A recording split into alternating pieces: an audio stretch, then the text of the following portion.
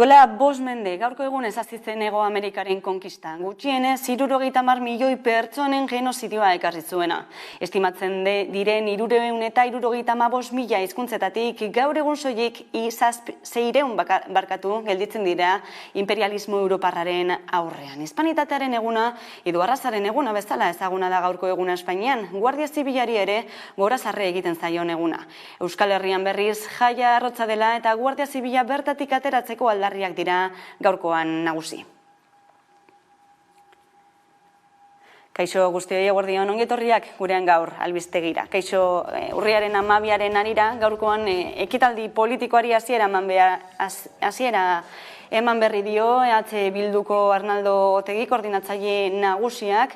EH Bilduk adierazi du nortasun nazionala ukatzeko ahaleginen aurrean eta okupazio indarren presentziaren aurrean urriaren 12an ez dagoela ezer ez ospatzeko eta gaineratu du gurea dela zubirotasuna. Horren orduetan zehar helduko diogu agerraldiaren nondik norakoari eta aurrera jarraituko dugu, hain zuzen ere Hispanitatearen egunaren harira urteroko desfileak bueltatu direlako Madrilera. Sandra Urra, Iruña, eguerdion, aurtengoa krisi energetiko eta ekonomikoaren erdian dator, baina egunerako aurrekontua beretsu jarraitzen du, ezta?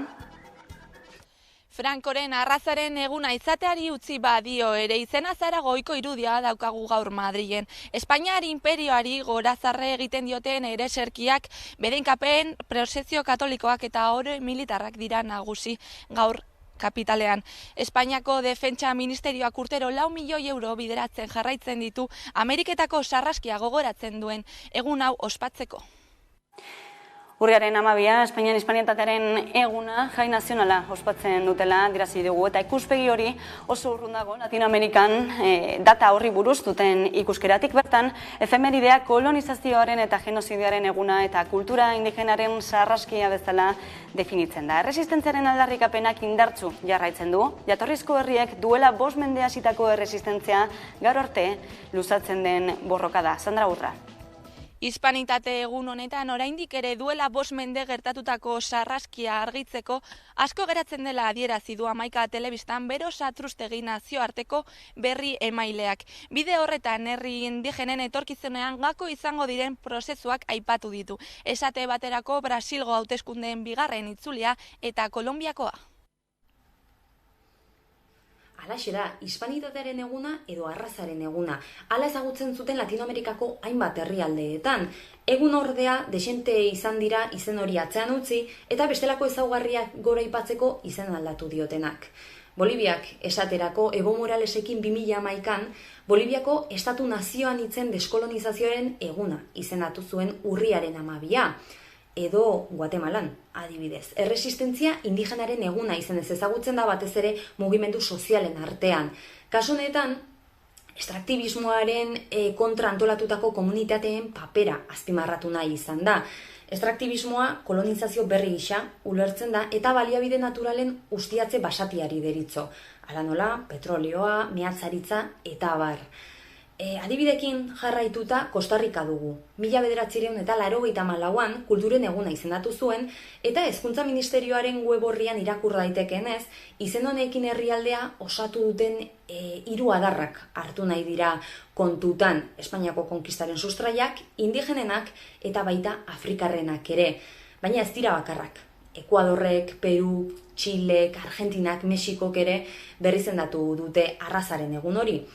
Eta denek ala denek dute oinarrian justizia, aniztasuna edo kulturartekotasuna. Egia da, pausu garrantzitsua dela herrialdeetan bertan dauden nazioak onartzeko, baina alfonbrapean, kasuan hitzetan, asko gelditzen da oraindik garbitzeko. Eta gurera itzulita, Donostiako Parte Zaharreko herriko tabernak salatu du aurtengo 7. eraso fascista egin diotela urriaren 12ko atarian hainbat laguneko talde batek gaueko ordu txikietan lapurtu ditu tabernaren kanpoaldean jarri dituzten ikurrina bat, arrano beltzaren bandera bat eta euskal presoen euskal herriratzea eskatzeko bandera bat ere. Sandra Burra. Hispanitatearen egunaren arira, ohiko gertakaritza hartu izan dira ultraeskuinaren erasoak. Donostian albiste da gaur egun hontan 7. aldiz ezezagunek indarrez kendu dituztela euskal ikurrak Donostiako Alde Zaharreko herria elkartean. Ikurrinaren aurkako etengabeko erasoek ondorio politikoak ez dituztela salatu du taberna kudeatzen duen herria elkarteak.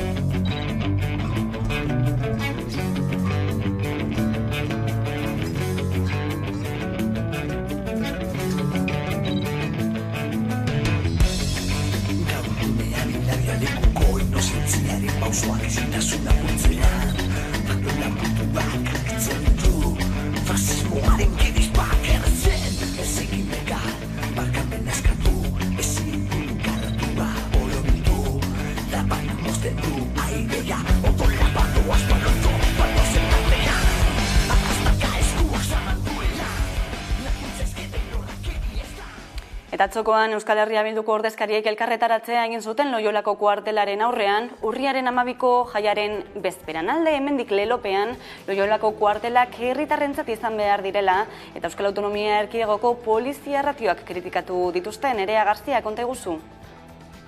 Aurten ere Arnaldo Otegiren alderdiak alde hemendik kanpainan martxan jarri du. Urriaren 12an ezer ez dela ospatu behar aldarrikatzeko Bilbon manifestazioa antolatu du. Era berean, asteartean, Loiolako kuartelaren atarian alderdiko kideak bildu ziren polizia ratioa Europako batez bestekoaren gainetik dagoela salatzeko. Alde hemendik kanpaina martxan jarri du EH Bilduk. Aurreko urteetan urriaren 12an ezer ez dela ospatu behar aldarrikatzeko abiarazi zuen kanpaina hau, eta aurten konpromiso bera berretsi du. Horretarako deialdia egin du eta Bilbon mobilizazioa antolatu du. Era berean asteartean Loiolako kuartelaren atarian bildu ziren alderdiko kideak. EH Bilduk salatzen duenez, polizia ratioa Europako batez bestekoaren gainetik dago. Alderdiko bozeramaileak, Nerea Kortajarenak dioenez, 20.000 polizia ditugu eta Europako batez bestekoa 6.000 izan behar da. Euskal Herria Bilduren ustez, momentu honetan, hiri honek bakea eta gatazken konponbideren aldeko apustua berretsi eta indartzeko momentua da. Eta urratsak emateko norabide horretan. Eta uste dugu kuartel berri baten eraikuntzak ez duela bide hori urratzeko aukerarik eskaintzen. Gogoratu nahi dugu, Euskal Herrian polizia ratio handienetakoa dugula Europan, ez? 7 polizia ditugu 1000 biztanleko, Europako bataz bestekoa 3 polizia denean 1000 biztanleko. Bestalde, kanpaina eta mobilizazio horien aurka jo dute Guardia Zibilen elkarte batzuek. Haien esanetan, martxan jarri duten kanpaina eta ekimenak gorroto delitua dira. Urriaren 12 honetan, Hego Euskal Herrian Guardia Zibilak duen presentzia salatzen den honetan, beste albiste bat ere ekarri nahi dugu. Duela gutxi Oiana Teiseire Berriako kazetariak erreportai batean azaldu duelako, iparraldeko 16 eta 25 urteko gazte guztiak behartuta daudela Frantziako armadarekin edota jendarmeriarekin egun bat pasatzera propagandaren egunaren baitan. Oiana Teiseire dugu pantailaren bestaldean. Eguardian, Oiana? Bai. Beno, hegoaldean behintzat sorpresa sartu dute hainbatek, albiste hori, zertan datza propagandaren egun horrek? Bai, ofizialki egitartasun eta defentsa eguna deitzen zaio, eta da, Ipar Euskal Herriko gazte guztiek, frantses nazionalitatea dutenek behintzat, derrigorrez egin behar duten egun bat, gehienetan liceo garaian egiten da, eta da, egun bat pasatzen jendarmeria batean edo militarren kaserna batean. Eta egun horretan, eginkizun desberdinak badira, alfabetizazio froga bat, bada ere autodefentsa edo tailer bat, eta horren baitan Frantziako ahmadak erabiltzen dituen ahmak ere erakusten zaizkie gazteei, eta hori da egun hori, eta egun horren bukaeran ematen den gaztei ematen zaien agiria peajezkoa da baso edo gidabaimena pasatzeko. Horixe, berri hori, gaurko egunarekin nola lotu daitekeena iparraldean ere, eta Korsikari buruz ere hitz egingo dugu duela 2 hilabete terdi, besterik ez delako igaro Korsikako hautetsiek eta Frantzeko gobernuak uhartearen etorkizun instituzionali buruzko negoziazioak hasi zituztela, gogoan izango dugu ezta Iban Kolonaren heriotzaren ostean presoen eskubideen aldarriak indarra hartu zuela Korsikan eta Frantziako gobernuarekin negoziazioak ere bultzatu zituztela, baina badirudi tentsioak goraka egiten ari duela, azken asteotan, zein da egoera, Oiana?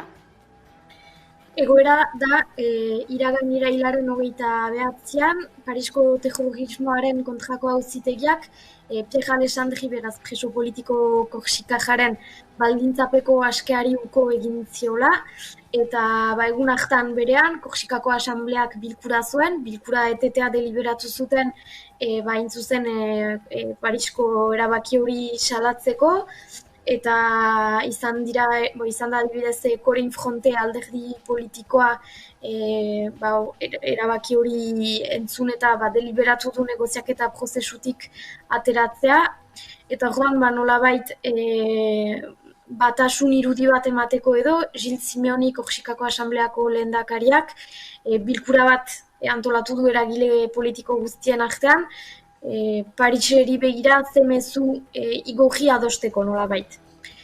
Egin zuten bilkura hori ere, finkatu, ejanez denek bat egiten dutela negoziaketa prozesuaren beharjarekin eta egiazko ziklo politiko baten beharjarekin, baina Pariseren gandik nolabait ere keinu gehiagoren beharja aldarrikatuz. Alderdi politiko gehienek bat egin dute adierazpen horrekin, baina Korsika liberak adibidez ez, diolako nolabait ere akordio hori ez dela nahiko ambiziotsua edo, eta beraiek sortu nahi dituztela egiazko elkarrizketa politiko baterako baldintzak. Eta gero, bigarren gauza da, hortan gazte erakundeak duten presentzia edo, horiek galdegin diete hautetsiei berehala eteteko Pariserekiko negoziazioak, ikusten dutelako azkenean etorri den erabakia Pierre Alexandriren inguruan ez dela aitzinamendu baten zentzuan, eta orduan orain ikusi beharko da ze ematen duen. Elkarrizketaren aldekoekin eta horiek etetearen aldekoekin batera, aipatu duzen bezala ikusiko da, datozen aste eta hilabeteetan zen norabide hartzen duen auzi honek. Eskerrik asko gaurkoan izategatik, Oiana Teizeire. Mila esker zuei.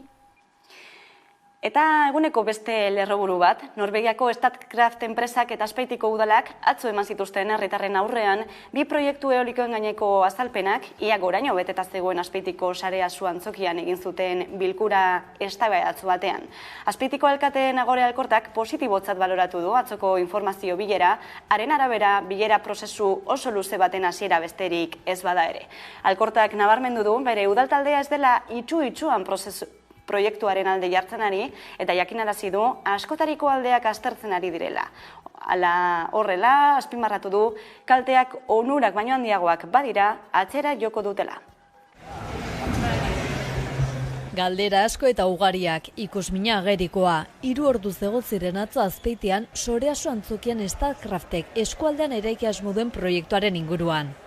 PSP proiektu eolikoaz galdetu zuten 100 herritarrek herri batzarrean. 2027an abian nahiko luken Statkraft enpresen Norvegarraren eskutik etorri dira azalpenak, Azpeitiko udalak babestuta.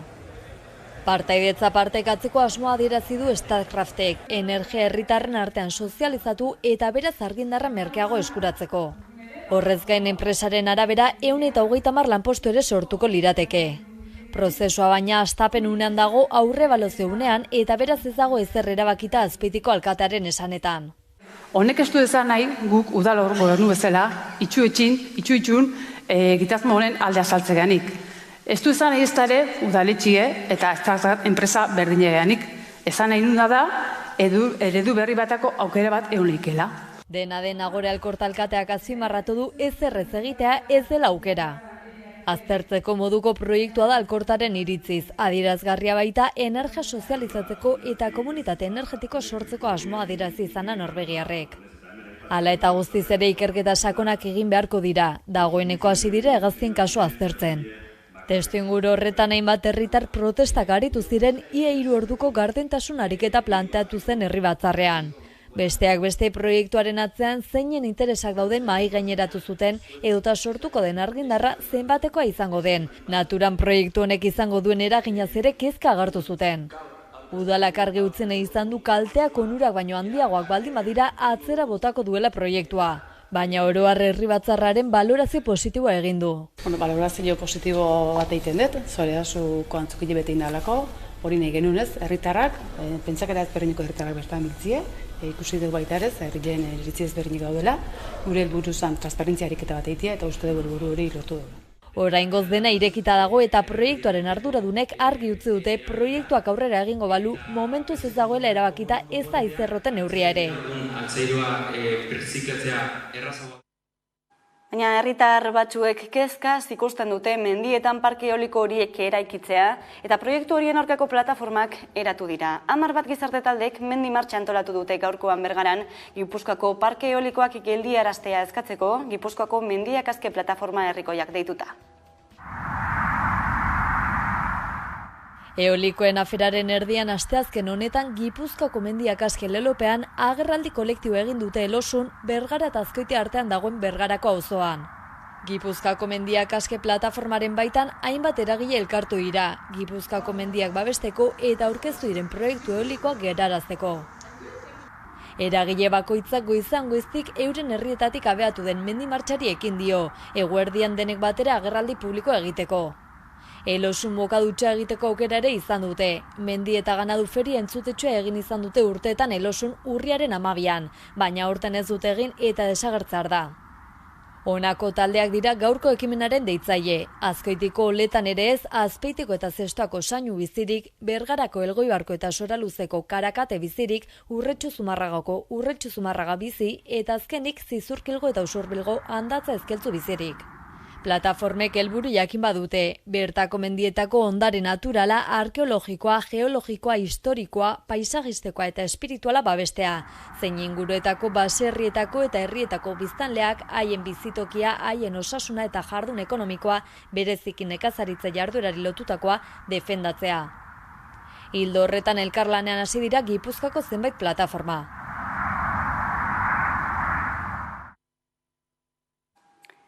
Gipuzkoako mendiak azke plataformako kide bat dugu pantaiaren beste alboan, Joseba Zuza eta da bera. Eguerdion, Joseba? Eguerdion.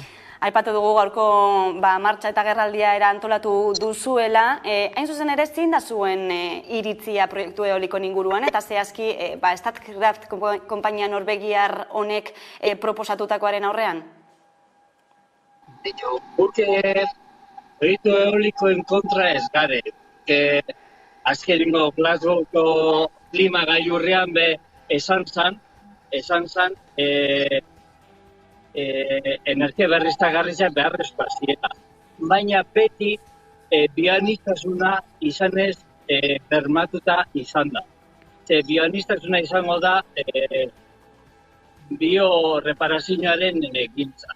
Orduan, guk esaten duguna da, hemen lanak ez dira Gasteizko gobernuak ez dau landu energia berriztagarrien lurralde plan sektorioa. Orduan, hori zer da? Hori da, arau batzuk lurraldearen planamendu bat izan, ikusi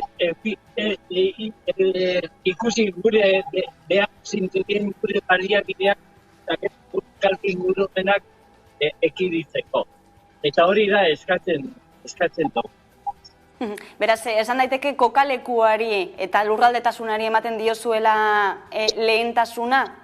Nola uztartu daiteke energia berriztagarrien beharrarekin? Begira, alde batetik planamendua eta planamendua berakin gauza die, pena zenbat sorgailu eta hainbat ingurumen kartiak, baina hortaz aparte eskatzen dugu planamendu integral bat. Eta gero funtzean euki pianistasuna bermatuta egon behar dela. Guri bukatu egon ginen azpekin eta gu ikusten genuen multinazional bat txalten bete proiektua. Proiektuak gu sortu behar ditugu, beharrezkoa dira, gu sortu behar ditugu gure irizpideekin beharrak hartzen. Joseba Zuzeta, Gipuzkoako Mendiak Azke Plataformako kidea, eskerrik asko, gaurkoan gurean izateagatik eta zuen ikuspuntua gurera ekartzegatik. Zuei. Agur. Eta kulturan lorrean, pandemia horreko azoka berreskuratuko du Durangok, eta online dendari ere eutxiko dio Gerediaga elkarteak. Ruben Ramos sortzaileak egin du aurtengo kartela, eta estanda izan du ardatz. Durangoko azokak estanda egingo du abenduaren 7tik 11. Posi gatoz. 2 urteren ondoren aurtengoan Durangoko azokaren estanda biziko dugulako. 57. edizioan Euskal Sortzaileen plazak bere unibertsoa berreskuratuko du. Horrez gain online dendari eutziko dio. Euskal kulturaren estanda, sorkuntzaren eta jaiaren estanda. Durango osotik eta Euskal Herri osora zabalduko den estanda. Abenduaren 7an lehertu eta 11 arte iraungo duen estanda. Euskal Herriko otzoko guztitako lagunek estanda egiteko plaza izango da gainera. Kulturarena, kulturzaleena eta danak Euskal Herriko txoko guztizetatik estanda bat emotea eta danok gogotsu etortzea Durangora disfrutatzera. Erakusmaien izen ematea itzita dago eta momentuz ez dute datu zehatzik eman. Hori bai, espero dute pandemien aurreko bizitari eta salmenta kopuruetara itzultzea. Izen emateko eta epe ofizial horiek itxita daude, baina orain daude errebizioak, azken inkorporazioak eta orduan benetan azken emaitza kopurua ez dakigu zein den. Guk usaina hartzen dugu edo uste dugu ikusten dugunez, azoka bete-bete bat ikusiko dugu. Egoera zail batetik estanda egiteko momentua da eta zehazki estanda ardatzi izan du alaber Ruben Ramos diseinatzaileak kartela sortzerako orduan. Zailintxikoa den zaio logoari, bai da hori denok ezagutzen duguna da, ez? Eta aurretik jarri dugu izartxo hori, estanda hori irakur dadin. Disiplina askotariko sortzaileek euren proposamenak bidal ditzakete gainera programan parte hartzeko. Landako gunea erakusmaiz beteta egongo da, eta horrez gain etzetik ere erosketak egiteko aukera egongo da abenduaren 7tik 10.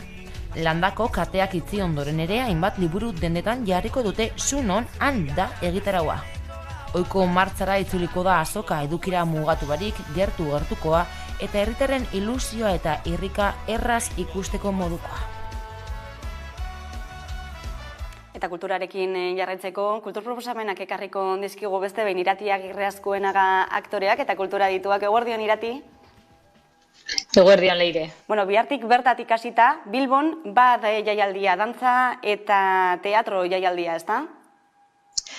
Hori da, bai, Bilboko antzerki eta dantza garaikidearen jaialdia hasiera emango zaio, bihartik aurrera, Metro Kuadroka sormen laborategiaren lan berriarekin hain zuzen ere, lan berri honen aurre estreinaldiarekin emango zaio hasiera. Zeo zertan dabil, baina ez daki zertan, horrela du izena antzeslan honek, Oier Gillanek eta Marina Suarezek zuzendua eta Edurne Azkaratek, Maitea Izpuruk eta Javier Barandiaranek antzestutako euskarazko antzerki performatiboko ikuskizunen sailean kokatu daitekeen. Hau eta bihar, eukingo du ikusteko aukera, La Fundizione aretoan, hemen Bilbon deustun, arratsaldeko 7etan. Horrez gain, beste 21 ikuskizun ere eskainiko ditu bat antzerki eta antzerki garaikide eta dantza garaikidearen festival honek Bilbon, bertakoak zein kanpokoak edo nazioartekoak diren konpainien eskutik. Baita ere, azkenengo egunean, hau da, urriaren 23an,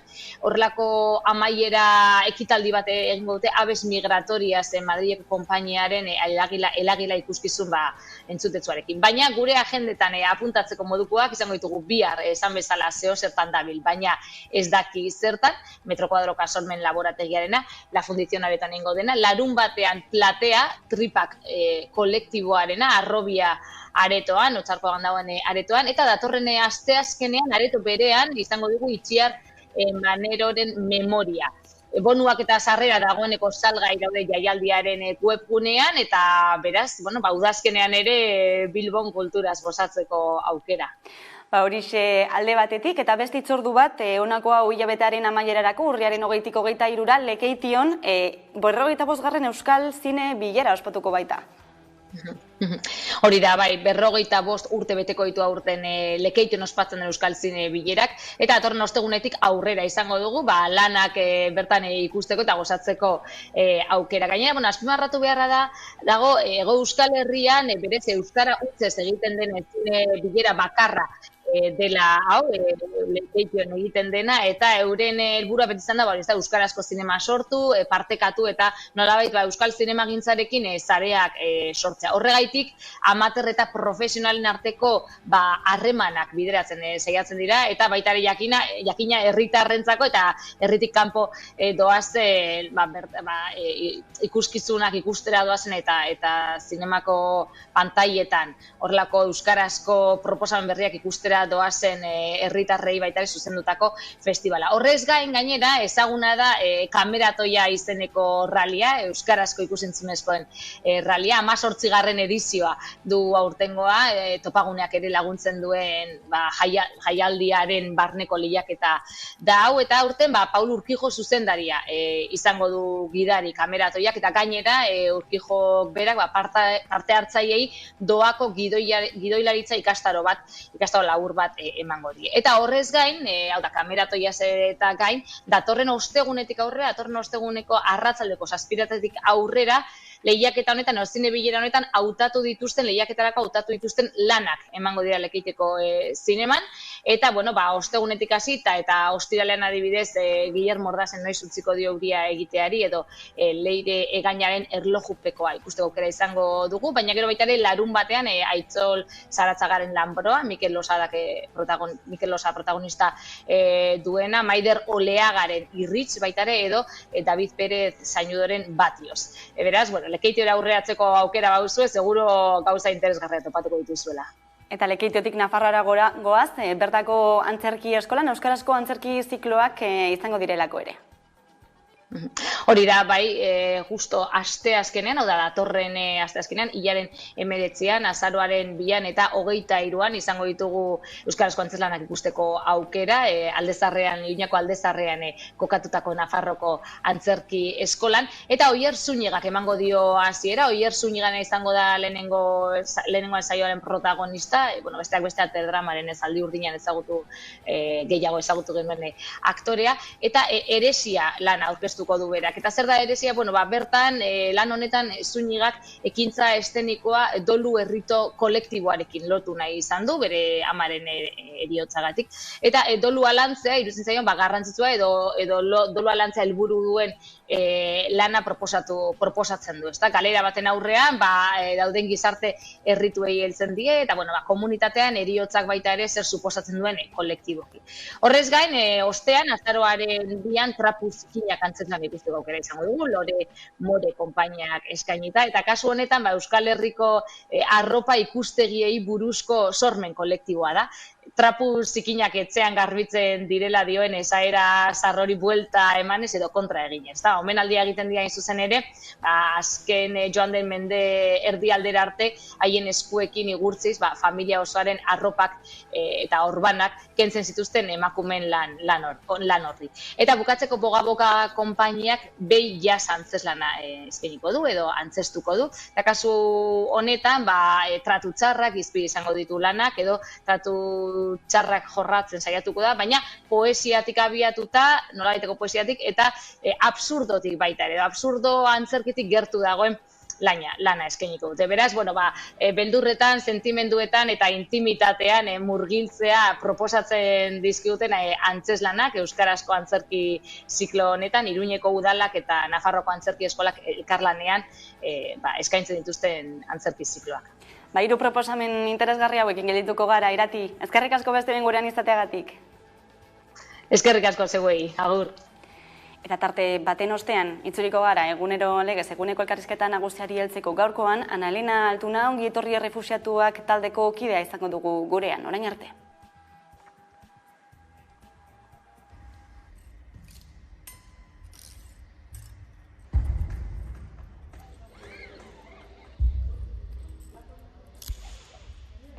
Arratsaldeon, zuekin, okimoki.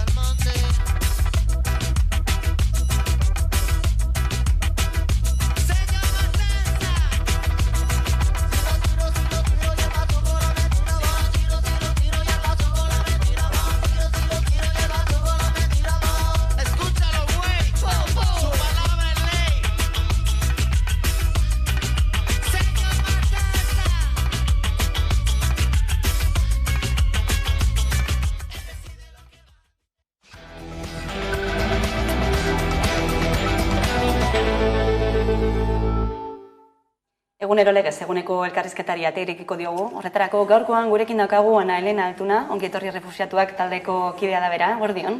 Guardion. Urriaren 12 dugu gaurkoa, esan nahi historiko, politiko eta kultural beteriko eguna. Ongi etorri refuxiatuentzat edo zuretzat zer da eguna, zer esan nahi du? Pixkat simbolikoki ez errealitatean, gaur egungo migrazio eta migranteen egoeraren hasiera. Gaur egun dagoen munduan, dagoen migrazioi buruzko politikak eta horren, ez dut nahi arazo hitza aipatzea, horren hasieran. Kolonizazioarekin guztiz lotutako egun bat. Badiru diagen aspaldiko kontu batez ari garela kolonizazioa hitz egiterakoan, agian neokolonialismoa hitz egin daiteke gaur egun. Kolonialismoa eta neokolonialismoa. Kolonialismo zuzenean, eta gaur egun gara zibaritagoak, zinikoagoak. Neokolonialismoan, por lo visto, definizioan dago herrialde batzuk doazela zuzenean beste batzuengana han fizikoki inposatzera dana, kultura, inposatzera gauza batzuk eta eramatera aberastasuna. Gaur egun ez, gaur egun da a la distantzia, ez goaz zuzenean ara, baina jarraitzen dugu esplotazio zuzenarekin. Horrekin lotuta ez, askotan hegoalde globala hitz egiterakoan kontzeptu bat erabiltzen da, txarto erabilita, herrialde pobreak ez, esaten hori da, baina pobreak oterit dira izatez. Pobreak izango bazien, leire, paketan utziko genituzke. Ke ba, horregatik goaz, esaten dut horregatik, ze hori, izan duzu hegoalde globala eta beste gu gaude momentu honetan, iparralde ez global horretan, iparralde dominante horretan. Orduan, baldin bagoaz, precisamente da, pobreak ez direlako. Bertako aberastasunaren bilagoaz. Eta gainera gaur egun aberastasun hori izan alda produkto fisikoa, ero naturasko produktu bat zuzenean, ero ere punto estrategikoa izatea gaur egungo politikako bidean. Lehen ere hori gertatzen zen, adibidez, gaur egun Gibraltar, ero Ceuta eta Melilla ez zuten izango inolako interes estrategikorik, baina adibidez, Afganistaneko gaur egungo interesa da hori, ez bakarrik handagoena, baizik eta nun dagoen kokatuta. Aipatu duzu, ez da, honek lotura zuzena duela migrazioarekin, bizitza hobe bat bilatzeko prozesu horrekin, eta bide horretan dagoeneko milioika dira, bizia galdu dutenak, hemen hurbil, Bidasoa ibaian dugu lekuko bat, ez da? Bai, Bidasoa ibaian jadaramagu oraingotan da, 10 pertsona hil dira. Beste historiako beste momento baten, 60. hamarkadan ere, bertan izan zen beste ostopo fronterizo, ez dut izango mugak, ze mugak dira ostopoak, bertan ere jente asko hil zen. Hori kontatzen dute ja Irungo jentea, baina bai, gaur egun ere, hor daukagu Euskal Herrian, hor daukagu muga bat, eta ez ahaztu, hementxe Zierbanan daukagula beste bat. Bidasoa hain zuzen ere kantu bilakatu du Willis Drummond taldeak, eta hain zuzen ere ez, muga hori, edo ibaiak markatzen duen muga hori, aipatu duzun bezala dagoeneko 10 bat lagun bizia galdu duten muga horretan, eta migrazio politikari buruzko kanta da, entzungo dugu zati bat.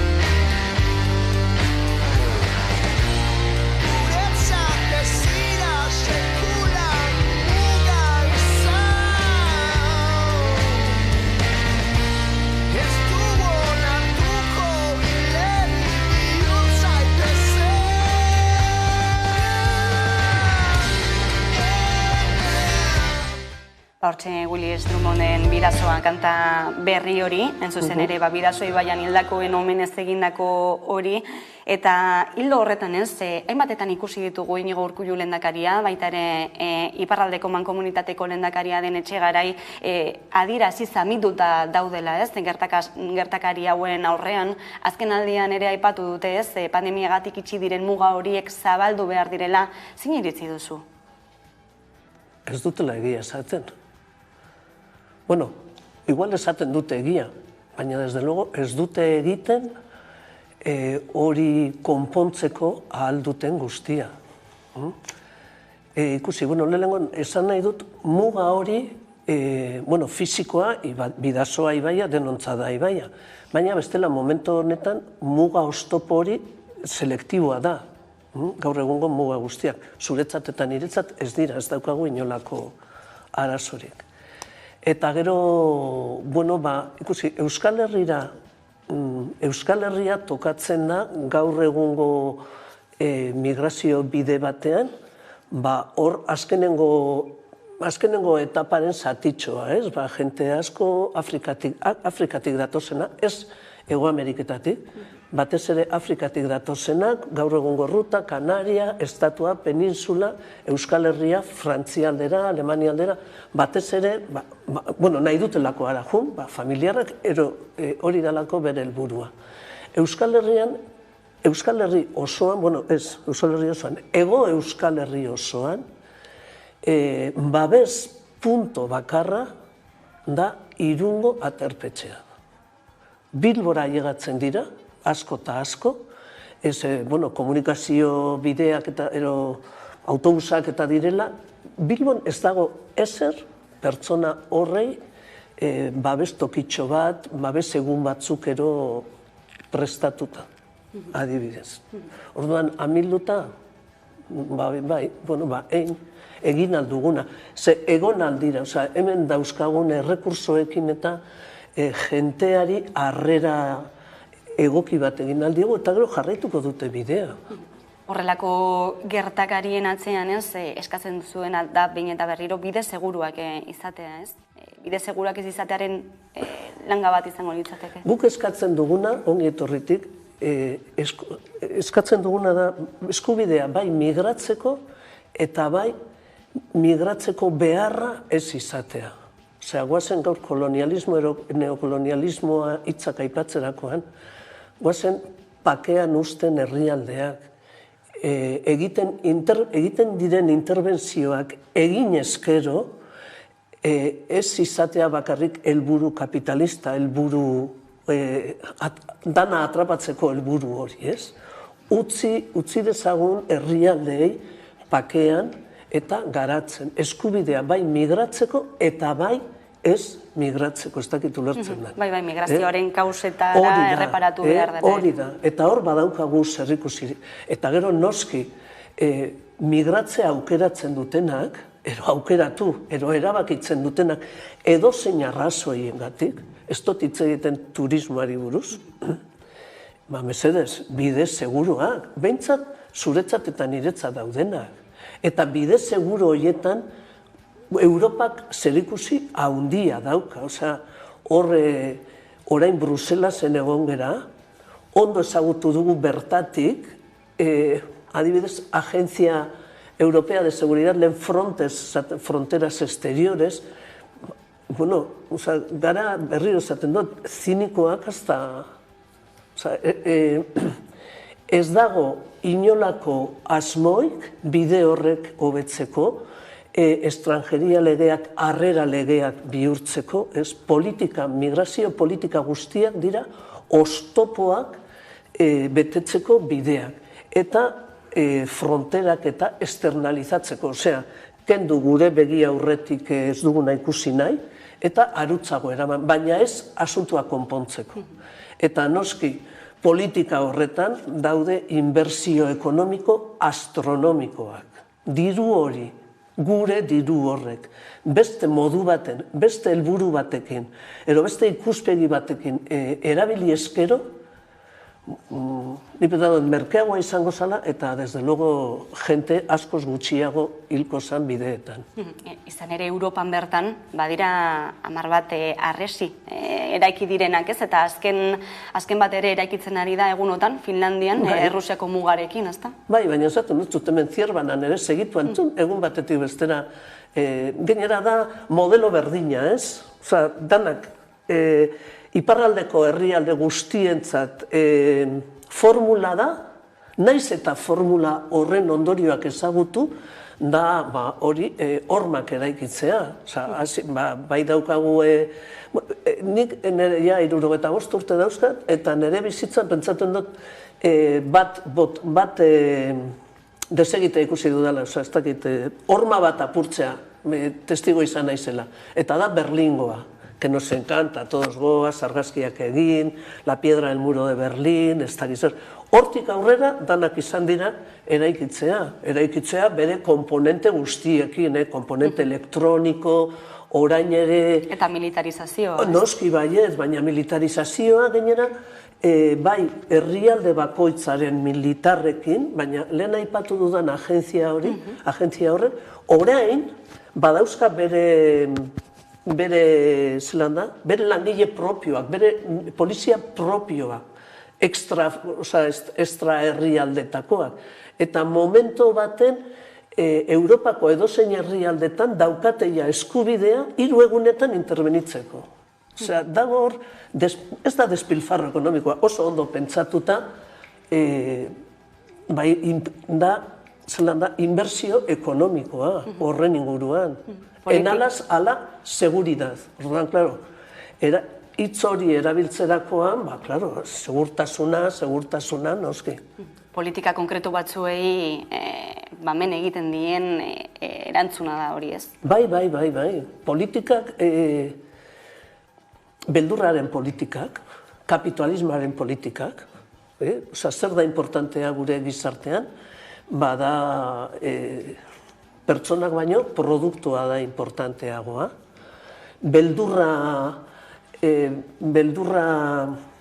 hastea eta gero beldur horren ondorioz sortu lasai segurtasunerako neurriak, gezurra dirudi, baina ez da kasualidadea, dana dago oso ondo planifikatuta, benetan, egun geranean berriro esaten dut, Bruselasen parlamentoaren aurrean, gero Komision Europearen aurrean, gero Fronteseko zelan eraikina, oso txikisa, bere izenan ez du ipintzen, beldurra sartzen zaizu, benetan, benetako beldurra.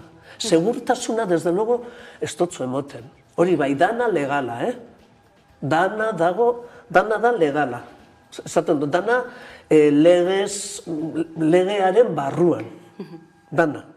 Bueno, dana ez dakit legezkanpokoak direlako, ez? Beroan egiten diren itzulketa horiek eta egiten direlako. Baina, es una cosa sin más, ez? Como jenteari utzi itxasoan hiltzen. Osa, hori noiz gu gainera Euskal Herrian itxasoa daukagu ondoan. Osa, nola utzi pertsona bat itxasoan uretan utzi hiltzen ez lagundu? Hori gaur egun legala da. Migranteekin eta, zu zaude hemen, hau da herrialde honetako zona, barkua dago hemen, ezin ditute, ondoratzen direla hemen, eta hori lege barruan dago, nik pentsatut pixkat, ez dakit? Eskubide unibertsalak edo oinarrizko eskubideak ez dira denontzat. Ez, eta oso erreza da hori esatea guretzat direnean. Normalizatzen ari gara egoera hori, hainbat eta hainbat pertsonak bizitza galtzea, migrazioaren bitarte horretan. Hori ere kolonialismoa da, segun ze persona, arrazakeria da, segun ze persona diren, ez? Oso ondo ikusi dugu duela hilabete batzuk, ez? Ama bat negarrez bere umetxoarekin, amaren negarrak, ni ama naiz ere, eta danak dira berdinak. Baina, ematen diguten irudia, ama rubia bat, umetxoarekin, maletakin, bere herritik irtetzen, ero ama beltzaran bat bere umetxoarekin pateran, ¿por qué viene? Eta bestia guazen laguntzera, ez? Ez to nahi aipatzea, baina bueno, oso ondo ikusi da gure politikak, Europako politikak, nahi dutenean, nahi dugunean, izan aldirela beste modu batekoak. Eta Ukrainiaren kasuan ikusi dugu argi eta garbi. Orduan, guk eskatzen duguna, posible da, gu ez gaudez, eskatzen ari gerana ez da ezinezkoa. Orduan, mesedez, gure jefe guztia, gure politiko guztia, guazen egitera egin behar dena, ez? Ahal duzuena egin, gainera. Migrazio politikaz hitz egiterakoan ez, badira asko, heltzen direnak, era modu batera edo bestera ez, baina heltzen direnak, baina bertan, topo egiten dute atxikitze zentroekin, zie direlako horiekin ere ez, zer dira zentro hauek, zertarako balio dute, eta zer nolako eskubide urraketak ematen dira bertan? Zer dira zieak, erderaz dira Centro de Internamiento de Extranjeros. Badira beldurra sartzeko zentroak, izatez ez dira ere legalak. Osea, konparatzen badegu zie bat ero kartzelan egotea ez da ona, baina bintzat kartzelan dagoen jentea, kartzelak dauzka arau batzuk, kartzelan daude funtzionarioak, daude poliziak ere, baina funtzionarioak. Ez zieak ez. Ziak ez daukate kontrol zibila, dago epaile bat hor de kontrol del zie, baina bestela poliziak daude barruan, eta ez dago araututa. Izatez, zietan dago jentea arazo administratiboagatik, paperak ez izateagatik. Ez lapurketak, ez inolako beste, bere delitoa, esaten dugu, hori hemen ipitzen duena, inorrez da ilegala, praktikan bai. Ui? Baina, esan. Ez, ilegala izango bazen kartzelan egongo ziren. Ez daude kartzelan inorrez delako ilegala. Da falta administratibo bat da, komoke karneta gabe egidatu tarduan ziera. Euskal Herrian daukagu bat Hendaian. Baina peninsulako, estatu mailan, hemen hartzen duten jentea eramaten dute batez ere alutxera, Madrilera ero Barcelonara. 7 daude estatu espainolean. Eta paperaren gainean behintzat egun gutxi igaro beharko lukete hor, gero deportatuak izateko, baina praktikan gero... 60 egun aldira hor. Eta 60 egun horietan ez badira izan deportatuak, kaleratu behar dituzte, baina jarraitzen dute bere espulsio agiriarekin. 60 egun horretan, kanporatzen badituzte, modu ilegalean, ez epailearen baimenarekin, ez abogatuarekin, orduan, se siente, esaten dut, kanporatuta zagoz, zure etxean zagoz, ero auskalo nora kanporatzen dotzuen, batzuek, eramaten dituzte bere herrialdera, eta bestela inguruko herri batera onartzen dituena. Eta, gero gauzak ez badira ondo egin, hasi alzera rekursoak egiten, eta, hori, hemen, 60 egun. Bruselasen, Belgikan ikusi dugu, 5 hilabete egon aldirela. Eta egon ginenean, orain, bidai horretan, egon ginean Liejan, zie baten Centros de Retención de Extranjeros diraan, baina berdin, eta han ere daude aktivista batzuk, astero, duela ja 20 urte, astero doazela ara kanpora, eskilara batekin eta altaboz batekin, eta entzuten zaie, kaixo esan, eta entzuten dira barruko jentearen eskaerak eta... Eta harrera politikarekin ere hitz egiterakoan ez, aipatu behar dira, Europan zehar adibidez, dauden refuxiatu gune horiek, ez 2015ko Siriako gerraren ostean, heldu zirenei harrera egiteko prozesu bat abiatzeko prest baldin bazegoen, ez? Baina oraindik ere asko eta asko bertan jarraitzen dute, bertan bizi dira. Bizi behar. Ezke, benetan, gera berriro esaten dut, moldatzen ditugu legeak, gure erara, ez dakit gure erara, ez dakit ze interesekin. Orduan, Siriako gerra jarraitzen du. Baina, Orduan, zer egin dugu Europatik? Trato bat, lehenengo oso trato ekonomiko potente bat, Turkiarekin, han egiteko lan hori, jentea oztopatzeko. Eta Grezian, berdin, han jarraitzen du jentea, ezin urten dauka. Moldatu dugu orain, errefugio, suposatzen da, horrek bai gainera gerratik datoz, asilo eta refugio legea moldatu genuen, esaten dut Europa. Orduan, momento horretatik aurrera, Europara datorren edozein pertsona eta Europara llegatzean asilo edo eskatu nahi badu, eskatu behar du Europara iristen denean, iristen den lehenengo herrialdean. Grezia, Italia edo Estatu Espainolean. Eta ez, adibidez, igual hori, familia daukate Alemanian, hortxe daude ataskauta. Ongi etorritik, batez Arabako taldetik, ari dira eta ari gara pixkat astindu bat emoten Grezian ataskatuta, baina pertsonetaz gaude. Urraren politika eraiki dela, edabide batzuetatik, diskurso batzuetatik, geroz eta ostenago entzuten direnak gainera, aurre iritziak ere daude horien atzean, beraz, gizarte inklusibo edo antiarrazista bat osatzeko, eratzeko, zein izango litzateke gakoa? Bizitza osoan izan dena.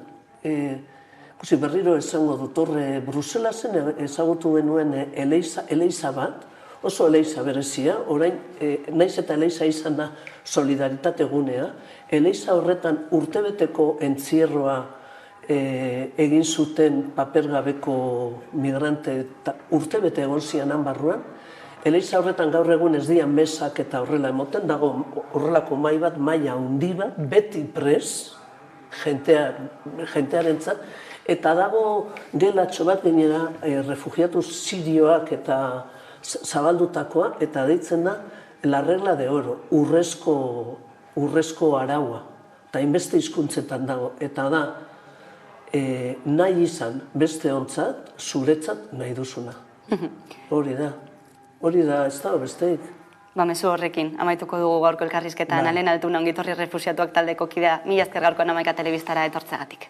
Eskerrik asko zuei. Hurrengo arte. Eta tarte baten ostean itzuliko gara, eguneko solasaldiarekin. Gaurkoan gurekin izango ditugu Alaitz Argandoña eta Jon Ansa, orain arte.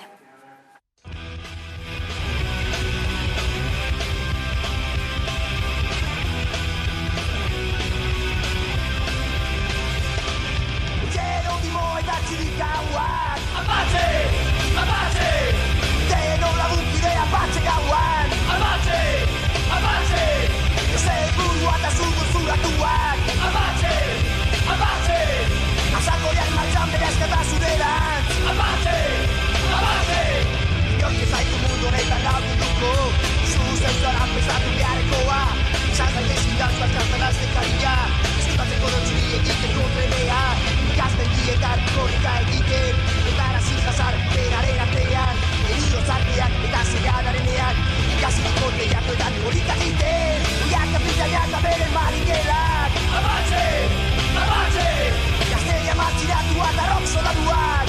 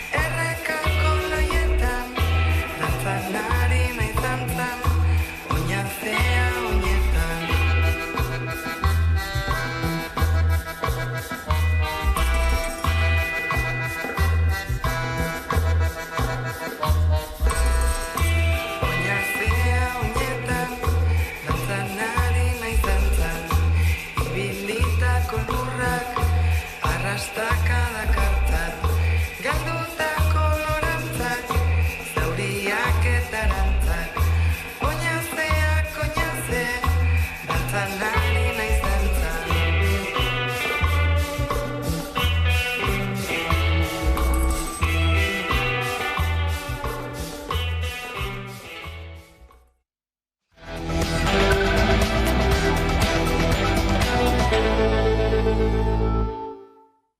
Eta gure erolege solasaldiari helduko diogu. Horretarako gaurkoan gurekin ditu alde batetik Alaitz Argandoña, eguerdion. Eguerdion, Leire. Eta Jonan Sa ere gurekin, eguerdion. Egunon. Bueno, urriaren 12, gaurko eguna, jaieguna Espainiar Estatuan, hispanitatearen eguna edo arrazaren eguna bezala ezaguna dena, aldarrikapen eguna ere, hainbat eta hainbat tokitan kolonialismoarekin lotuta eta baita ere Guardia Zibilaren gorazarrearekin lotuta egun honetan egiten denarekin, zuentzako zein esan nahi du egun honek? Bueno, Guardia Zibilaren eguna esan dezun bezala, ezta? Bai, zer esan nahi duen egun honek? Beno, egia da, ohitura esan dudalanik lan egiteko egun honetan, eta bueno, hori aukera izan dut ere, hori egiteko, ze daukazu lan postuaren arabera, jai hartzea beste erremedirik ez daukazu askotan, ez da, hori ere esan beharra dagoz. Bai, gertakari bat da, baina gertakari horri emantzaion balioa ere importantea, emantzaion errelatuan emantzaion balioa.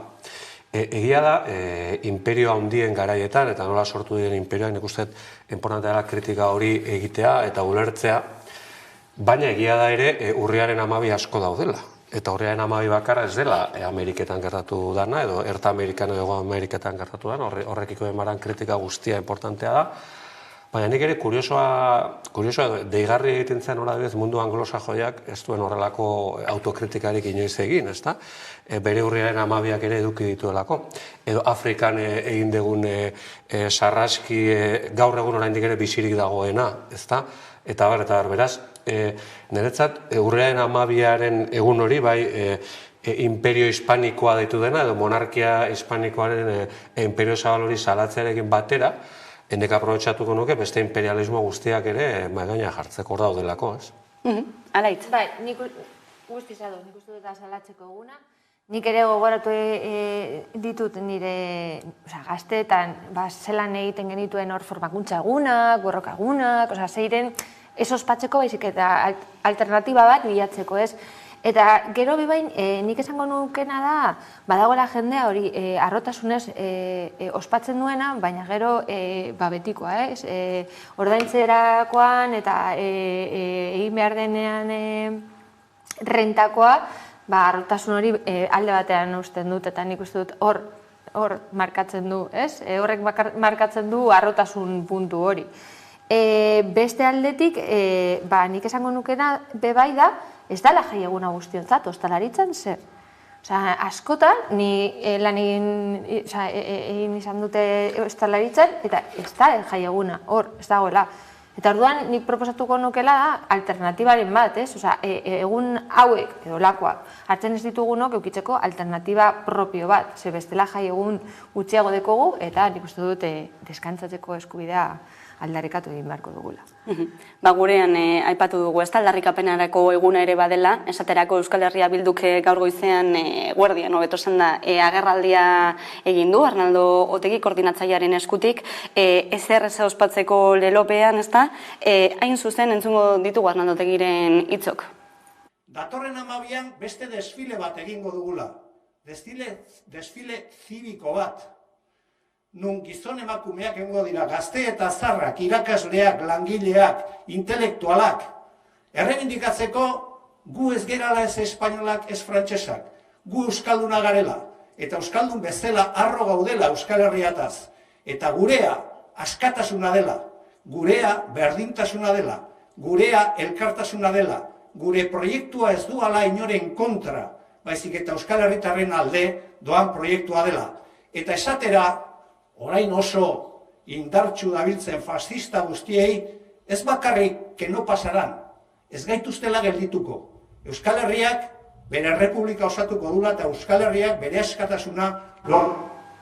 Hortxe, Arnaldo Otegiren gaur goizeko hitzak, azaroaren 12 prestatu duten manifestazio horren atariko ere izan dira hitz horiek, eta atzukoarekin lotuta ez, eta Guardia Zibilaren gorazarre egiten zaion eguna dela eta gogoratzekoa ere, Euskal Herria Bilduk berak Loiolako kuartelen aurrean egin zuen elkarretaratze hori, salaketa hori ez, aipatzen Euskal Autonomia Erkidegoan zenolako polizia ratioa dagoen, eta baita ere Loiolako kuartel horiekin zer egin nahi den, beste bate metro gutxira eraiki nahi delako, eta ez, eskatzen duten bezala ez, herritarren esku lur horiek edota gure hori jartzea. Zer iruditzen zaizu da? Bai, bueno, hor pixkat nahazten ditu Euskal Herria Bilduk polizia eta ejerzitoa.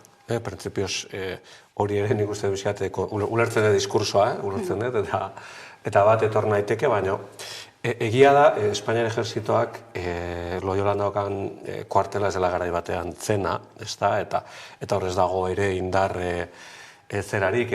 Espainiak berak ere, oraingo aurrekontuetan, sekulako igoera dago defensako aurrekontuan, nola baiten NATOren blokeak eskatuta, eta bar, baina egia da, Espainiar ejerzitoak beran ere utzikeria nahikoa badagoela. Ez da inoiz izan, edo ez dugu ezagutu ejertzitua handi eta indartsu bezala, baina egia da, utzikeria bat ere bazegoela. Ordan, Loiolako kuartelen atzean ere hori ere badago, eta hor dago terreno bat, noski herritarren esan beharko lukeena, eta herritarrek erabaki beharko luketena hor zer egin behar dan, edo oso bat egin behar dan, edo eraikinak aprobetxatu daitezken beste zerbait egiteko, prozesu bat iriki behar da, parte hartze prozesu bat, eta bar.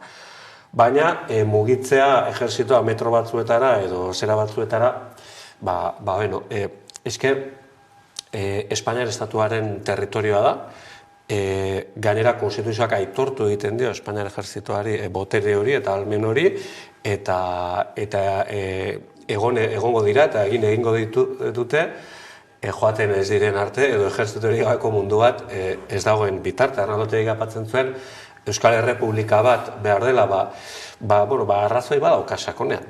Ejerzitoa joatean ebalin badu, ez orube horretatik, bezik orube guztietatik, Euskal Herria bere buru jabetza osoa eduki beharko du, bere territoriarekiko, ez dela hor jarraituko dute, ez? Alaitz. Ni guztiz adoz, nire ustez gainera gaur egun ejerzitoa ez deko zentzu handirik, ze gauz hitz egiten guda nuklear bati buruz, eta orduan ejerzitoaren kontuak, nik ez ditut beharrezkoak ikusten, eta gaina inbertsioa orain dela gitzi igo dela, eta hori nik uste dut kezkagarria dela, eta gero, zuko beintatu duzuna nik uste dut, badaudela hainbat toki, utzi daudela edo utzi beharko genukela, eta berrerabiltzeko, batez ere, zezen plaza hor dekogu, aurten ikusi da bebai jendea ez dela joaten, eta da espazio bat herritarrok erabili alduguna. Dena den eta egun honekin lotuta Euskal Autonomia Erkidegoan ere izan dira, egun hau ospatu izan dutenak, esaterako Peperen deialdi baten ondorioz bildu dira hemen Bizkaian, tartean Carlos Iturgaiz Pepeko burua izan da, Aiara de Urreta lankidea izan da bertan, aurrera, Aiara.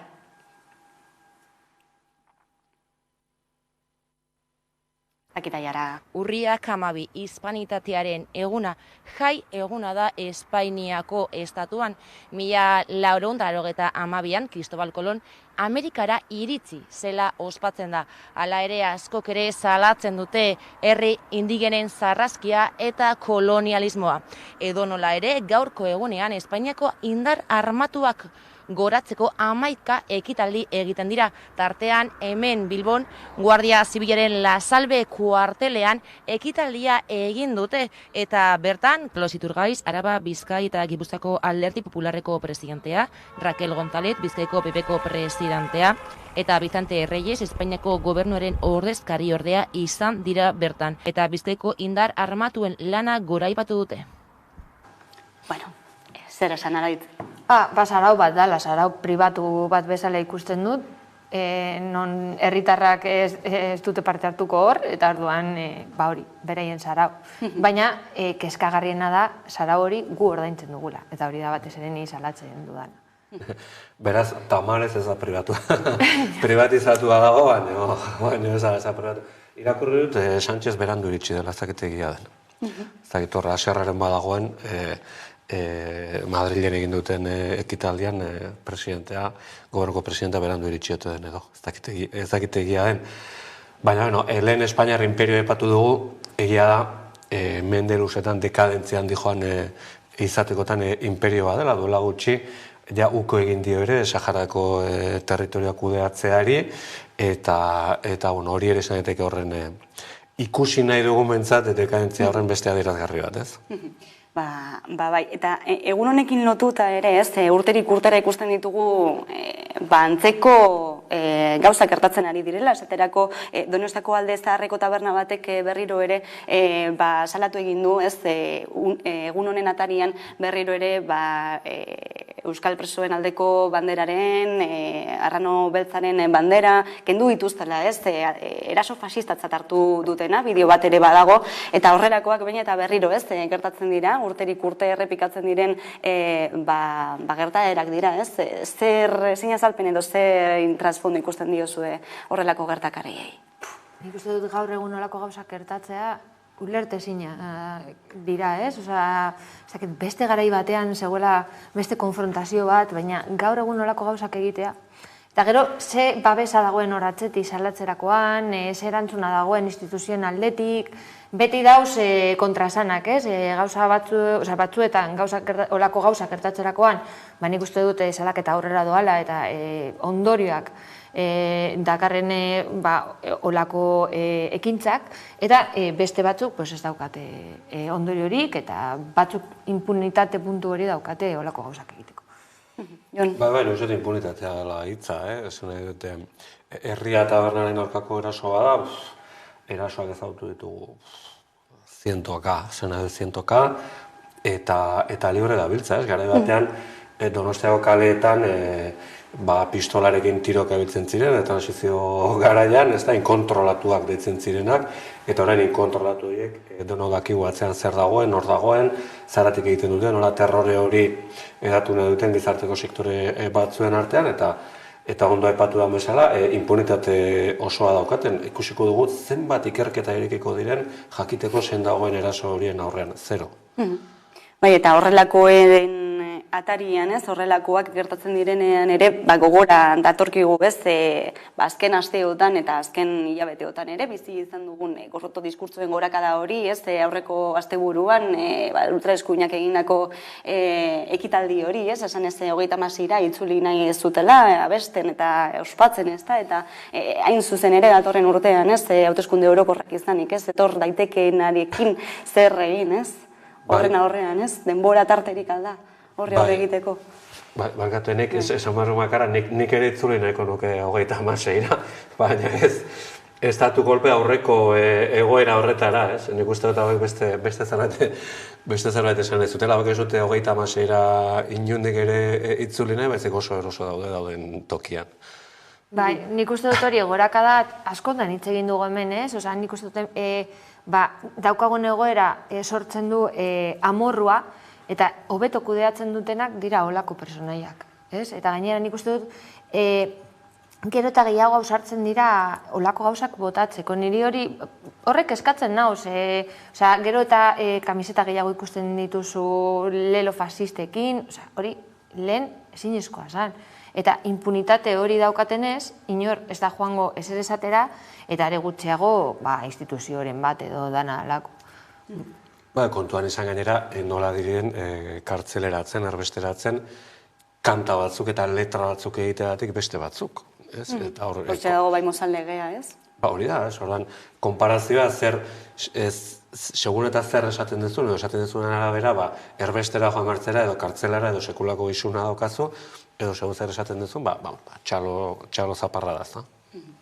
Hemen utziko dugu momentuz gai hau, eguneko beste lerroburu batzuei ere heldu behar dizki diegulako, esaterako ekonomia alorrean, diru sarrerak bermatzeko errentan aldaketak datozelako, Eusko Jaurlaritzaren eta Elkarrekin Podemos ziuren arteko aurreakordio baten ondorioz, eta besteak beste aldaketak eragingo ditu prestazio eskuratzeko adina jetziko egingo dela, 18 urtera zenbatekoa igoko dela, eta errodantzeko baldintzetan ere aldaketak etorriko direla. Honen ondorioz, esaten dute zaurgarritasun egoeran dauden pertsona gehiagori lagunduko diola. Ala, ez dakit nola ikusten dituzun aldaketa hauek?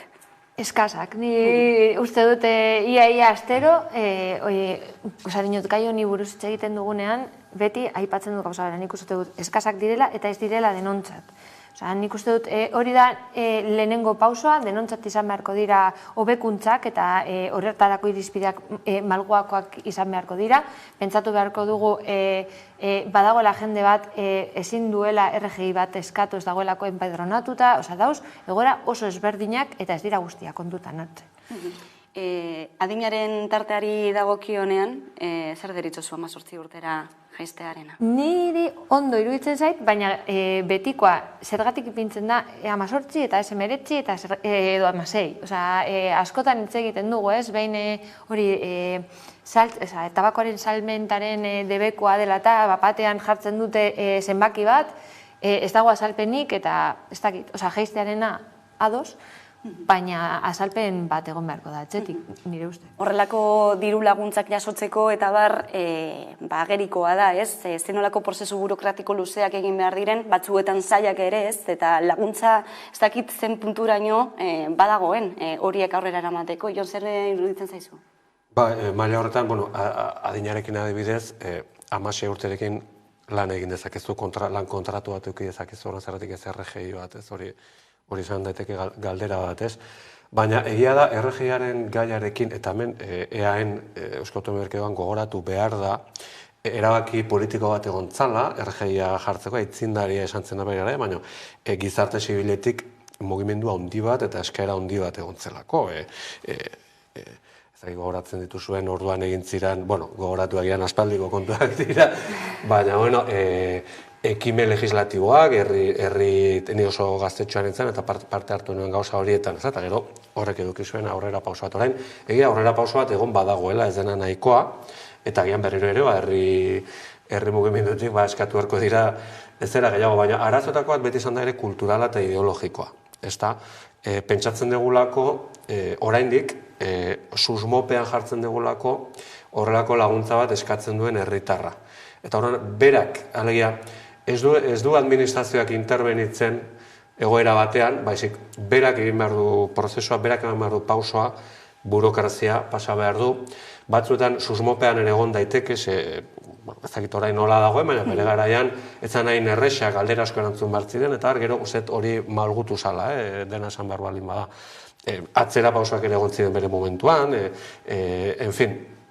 Azkenean, gertatzen dena da, zuk horrelako diru-laguntza bat eskatzeko, arazo kultural hori gainditu behar dituzuela lehenengo, gero informazio bat eduki behar dituzuela jende askok ez daukana. Ez da baten erresa informazio hori edukitzea. Ez dauka edonork. Eta benetan behar duenak askotan ez daki. Ez dagoelako zirkuito informatiboan sartuta, ez duelako ulertzen benetan, eta hori guztiz normala da, ez? Orduan, 18 urteko persona batek RGI eskatu behar baldin badu, hemen epatu zuen bezala, beharko da administrazio ere proaktiboa izatea, esplikatzea, laguntza eskatzen ere, ez da? Traba burokratiko guzti horiek gainera bat egiten dute, ez, aipatu duzunarekin, ez, zenolako gizartea dugun eta zenolako aurre iritziak ditugun laguntzak jasotzen dituztenen aurrean, ez, edo gizarteak zenolako aurre iritziak dituzten, ez? Bai, gainera hori nik uste dut lotza puntu bat sentitzen duzu olako diru laguntzak eskatzerakoan, ez? Orduan, nik uste dut zailagoa ipintzen da laguntza eskatzearen kontua. Nik uste dut bebai batzutan burokrazia da itzela, jasotzen, dauzkatenak olako diru laguntzak superkontrolatuta dauz.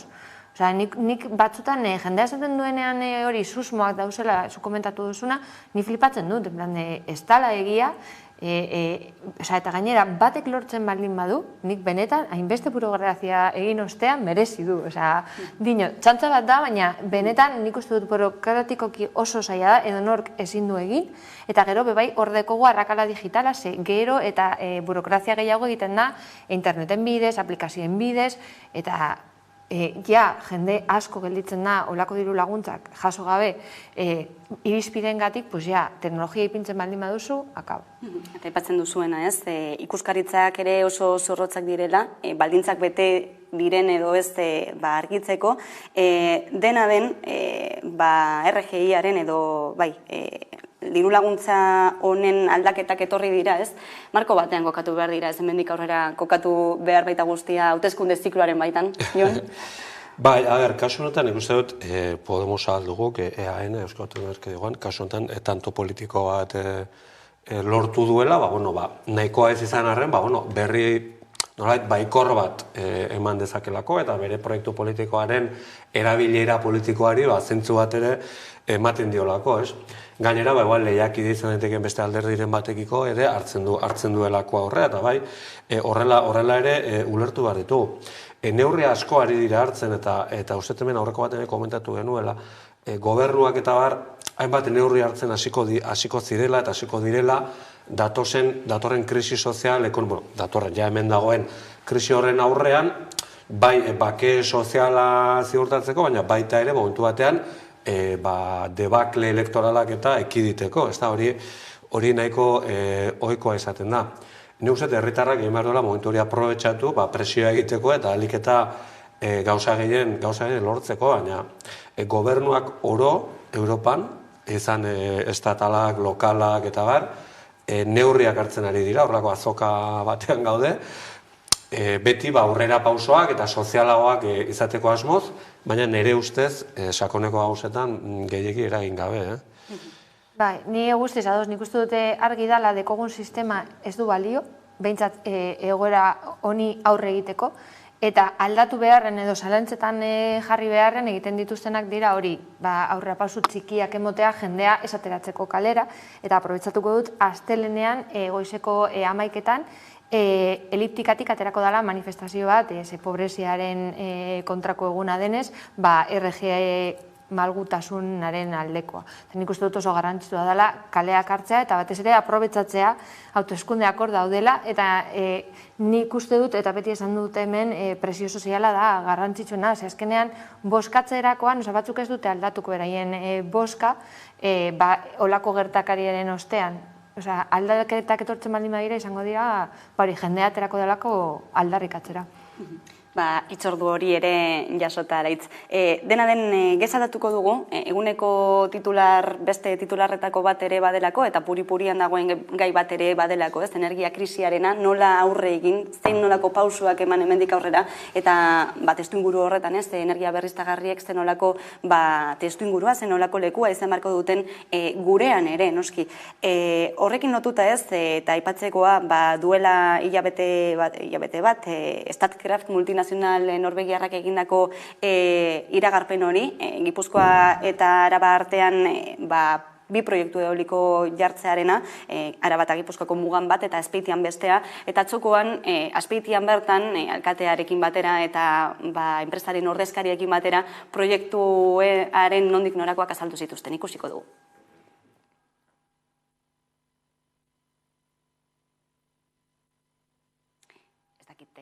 Ez dakite pieza hori daukagun, bien bitartean aipatu bezala, ez da, atzokoan proiektu hori herritarrei azaldu zitzaien, badirudi behintzat, orain arteko ibilbide hori desberdina izaten ari dela, ez? Zer deritzozue?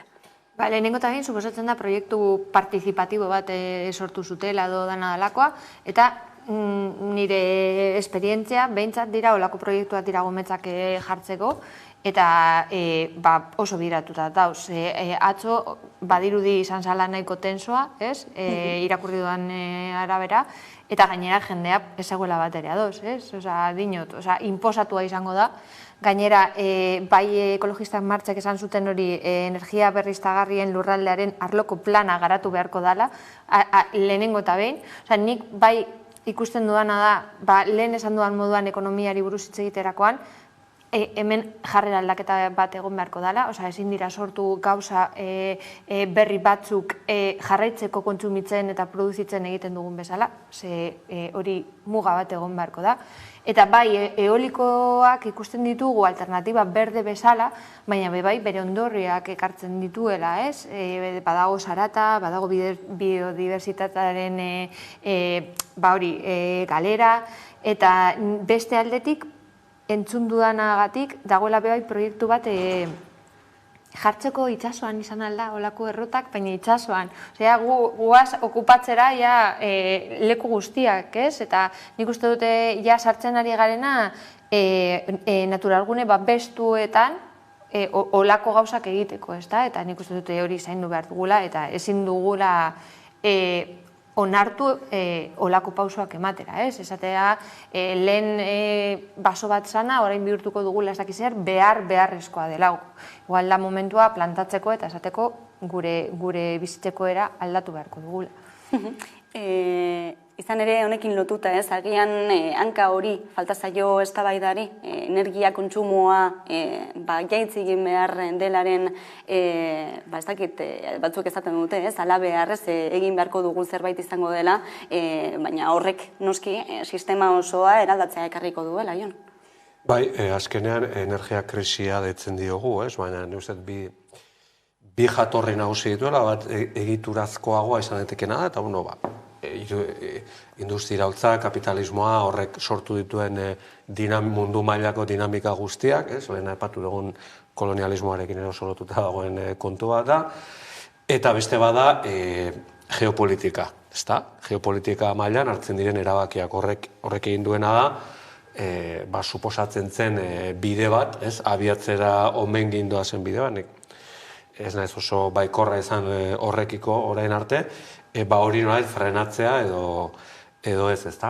Nik uste etor, zientzialari talde batek, tartean Unai Pascual Euskal Herritarra dagoenak ere, oso txosten eta oso informe interesgarri bat egin du, ezta, eta nola ulertzen dugun lurra eta ingurunea, eta ze balio ematen digun, alegia, erabilera balio hutsa, alegia, natura da, nola bete esateko, gure lurra da, zerbait instrumentala guretzat, etekin bat ateratzeko guretzat, gizakion bizimodu estilo jakin baterako, hori da adierazle bat, baina badaude beste adierazle batzuk, eta bata da, naturak existitze hutxagatik badaukala balio bat bere horretan, helburu bat dela bere horretan, ezta?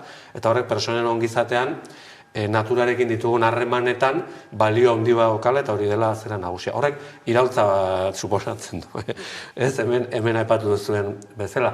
Eta nik uste dut, ez gaudela prest gizarte bezala eta sistema bezala momentu honetan iraultza hori egiteko. Gero, beste gauza bada, maila lokaletan edo azpeitia batean edo nik ez nintzen egon, tamalez gero ez du denbora eduki, gero sakonean begiratu nahiko dut, ezta?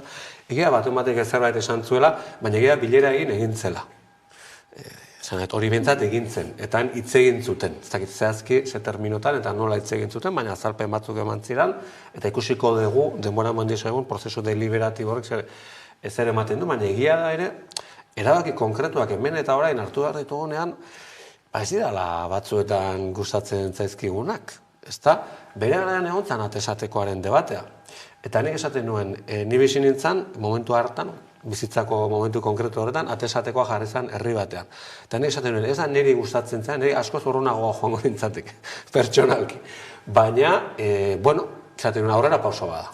Herri horretan oraindik atesatekoak egoten jarraitzen du. Informatzen eta ez da soluzio ideala, seguro badaudela askoz soluzio aurreratuagoak, erradikalagoak eta importanteagoak. Baina erabakiak hartu behar dira hemen eta orain. Eta ez defendatuk erabaki konkretu hori, ez daukadalako tresna nahikorik hori defendatzeko. Baina konsientizak etezen erabakiak hartu behar direla. Ez dakit hau den soluzioa, agian beste soluzio bat da. Baina erabakiak hartu behar dira transizio ikuspegitik. Horregatik da transizio energetiko bat. Ez delako prozesu baten amaiera, baizik da prozesu baten nik esango nuke, ia ez da hasiera, aurre hasiera edo, ezta?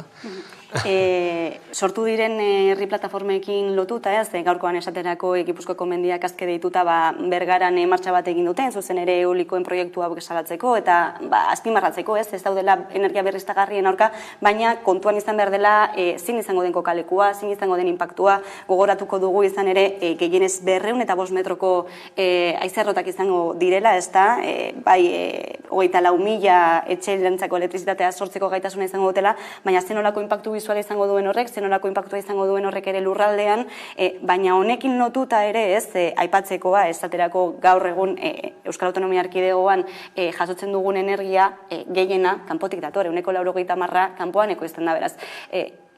Agian gure etxe ondoan ez ditugun nahi parke eoliko horiek beste nonbait izango dira, ez? Arazoa edo, bai, auzia leku aldatzea izango da hori, ez? Bai, nik uste dut gainera oso ezakit, kapasitate ona daukagu, ez? Guretzat den gauza bat, etekinak edo onuragarriak guretzak izango diren gauzak ipintza estatu pobretan edo leku pobretan edo ez ikusteko, ze parte hori ezaigu gustatzen, ez? Askotan komentatu egin dugu, ez? Nola badauz estatu batzuk non joaten direla langile batzuk oso pobreak direnak eta gero botatzen dituztela zuzenean behin lan amaituta. Eta gero oso komentatu duzuna, nik uste dut jarraitzen baldin bada izaten negozio bat oso zaila izango da hori aldatzea. Batez ere, hemen boterea ez daukatelako instituzioek, baizik eta enpresek. Orduan, negozio bat baldin bada oso zaila izango da aldatzea. Eta gero aldarrikatzea naturan nik uste dut importantea dela, eta batez ere pandemia garaian nabaritu egin dugu, ez? Ze leku gitxi berde dekogula adibidez Bilbo batean. Eta Bilbo batean, eta esaten dut edozein hiriburuetan, eta ze beharrezkoak diren momentu batzuetan. Eta gero, egoten ez direnean, faltan botako ditugu, ez? Baina, gero proiektuak egiterakoan, adibidez Bilbo batean, ez dakit, Deustuko plaza egiterakoan, edo Basurtuko ospitala egiterakoan, zemento eta zemento gehiago. Naiz eta herritarrek eskatzea berde gehiago ipintzea, kontrakoa egiten dugu. Nik uste dut, ez dauz aurrera pausoak, jendea, ez dakit, beste tekin bat atera nahi duelako. Horrekin lotuta ez, azpimarratzen zen duten zen, garrantzitsua den planifikazio bat egotearena, izan ere ikusi dugu, ez behin baino gehiagotan, Espainiar estatuan esaterako, hainbat eta hainbat proiektu eoliko edo fotovoltaiko daudela, nekazalguneetan eta barreta bar, ez? Horiek ekitea izango litzateke agian gakoa jo nola ikusten duzu? Bai, ni ez inondik ere aditu. Ez daukat, ezagitze ekarpen egin dezakedan. Mailean tekniko horretan, ez dut kontrolatzen nahikoa, eta uste jende oso ona dagoela gai hauek lantzen, ez? Baina gakoa hemen txea azaldu dena, eta lehen aipatu duguna, zertarako behar dugu energia. Ez? Bizitza on bat ziurtatzeko, guztion eta edo hor badago etekinen logika bat, badago privatizazio logika bat, azkenean lurretik ateratzen dugun, naturatik ateratzen dugun, ustiatzen dugun energia hori guztia, norbaiten etekin bihurtzen baldin bada, hori azten gera logika suntsitzaile batzuetan, dinamika suntsitzaile batzuetan sartzen, ez? Ordan, nik bai eskatuko niokena edo zein administraziori, izan lokala, izan regionala, estatala, nazionala, odena delakoa, ez da bakarrik hori, prozesu parte hartzaileak egitea, baizik gero modeloa, eredua jartzea, beste norabide horretan, pausoak ematea, beste norabide horretan, eta hor bai, klaro, estrategia eta planifikazioa eta erabakiak ondo hartzea, horren parte dira, helburu bakarra etekinak direnean, erabaki kaotikoak hartzen dira. Eta gero daukagun territoriaren lurraren antolaketa, zede baten atzean hori ere badago. Gure lurra nola daukagun antolatuta, momentu honetan, eta iruditzen zait hor, bai, ez daukagulako energia burujabetzarik, ez daukagulako elikadura burujabetzarik, oinarrizko gauzak, herri batentzat, gizarte batentzat, eta nola gauden antolatuta, gauden bezala, iruditzen zait hor, bai, interbentzio publikoa behar beharrezkoa dela, eredu bezala. Energia eredutik hirigintza eredura egingo dugu salto, hainbatetan mai honetan hitz egin dugun gaietako bat da ez da laitz, baina ez hori da galeretako bat, ez da, hiriak gaur egun dauden, antolatuta dauden bezalazi bizigarriak egiteko zenolako utzuneak dituzten, ez? Hainbat eta hainbat aipatu ditzazkegu, alaitz, zakit Bilbon bertan, zenolakoak ikusten dituzu lehen begirada batean esaterako. beti komentatzen duguna, ez, garraio publikoaren defizita hor dekogula, eta gainera plan batzuk badauzela, ze hor dago liburu zuria, dituela, ez dakizen bat proposamen, nik uste dut oso realistak direnak eta oso eramangarriak direnak, baina ez dute kontutan hartzen, nik uste dut dauz, batez ere Bilbo batean, dauz, ez dakit, auzo batzuk, non heltzea da, txango bat egitea, oso zaila da, baldin badeko karritoren bat edo okerrago, azken bola honetan hori dekogu soloko etxekoek, aldarrikatzen igoaioarena, Arangoitin daramatzagu, ez dakizen bat urte bebai aldarrikatzen igoaioen, nik uste dute hori da bat, ez? Gero ereduaz hitz egin beharko dugu berriro, hiri eredua, ze sortzen ari garain, ez? Azken bola honetan nik uste dut Bilbo abiadura bat hartu duela turismoentzako, bastakit, ikono bat bihurtzeko, ez? Eta nik uste dute kontrako izan barko dela, herritarrentzako izan barko dela, eta nik uste dut hori da faltan botatzen duana. Azken datuak atera dira, turismoa igoera bat egon dela, eta Bilbon batez ere, eta orduan ja dauz proiektu berriak sortzen, turismoentzako, ez? Nik uste dut horreka bat bilatu beharko dela, ez? Eta ez da dana turismoentzako. Gainera, sektore horretan, barkatu, oso prekarioa da, oso feminizatua, eta gainera migranteek da oso hor lanean. Orduan, batzutan turismoa bultzatu nahi dugu, ez? Baina zenolako turismoa, eta gero, etekin horiek, askotan esaten dute egin dugu ez dakizer, eta eutzi dituzte ez dakizen milioi, non? Gero hori herritarren bizikalitatean nabaritu egingo dugu, ze normalen ez dugu ikusten nolako proiektu batzuk egiten dituzten MTV edo World Series edo dana dalakoak egiterakoan, gero dirua ez da gelditzen ez herrian, ez da herritarrentzako, eta gainera hor lan egiten dutenek ez dut igotzen beraien soldatak. Orduan, da etekinak ataratzeko hiri eredua. Hiri ereduaren ertz nagusinetako bat ere bada irisgarritasuna, ez? Batez ere kontuan hartuta mugikortasun urria duten pertsonak edo eta ikusmen urria duten pertsonak, eta hain zuzen ere horri buruz hitz egingo dugu gaurkoan, Begiriz elkarteko kidea den Josean Txintzurretarekin, pantailanen beste alboan daukagulako. Eguerdion, Josean. Eguerdion, bai. Beno, hitz egiten ari gara dagoeneko, ez? Zenolako oztopoak egon daitezke hirietan, zenolako oztopoekin egiten duzu topo egunerokoan, Donostian bertan, esaterako, Josean? Bai, horren ez dakit ondo ikusten dia zuten, ze, ikusi gabe hola enfokeak eta kamaran eta oso horreza, ez dakit ondo ikusten zaiten edo nola dagoen. Ikusten zaizu, Josean, bai, aurrera. Bale, gaiakin hasiarrotik, esan nahi nun, hau komunikabidetara ateratzea erabaki hau, izan dela bigarren pausoa, alegitea.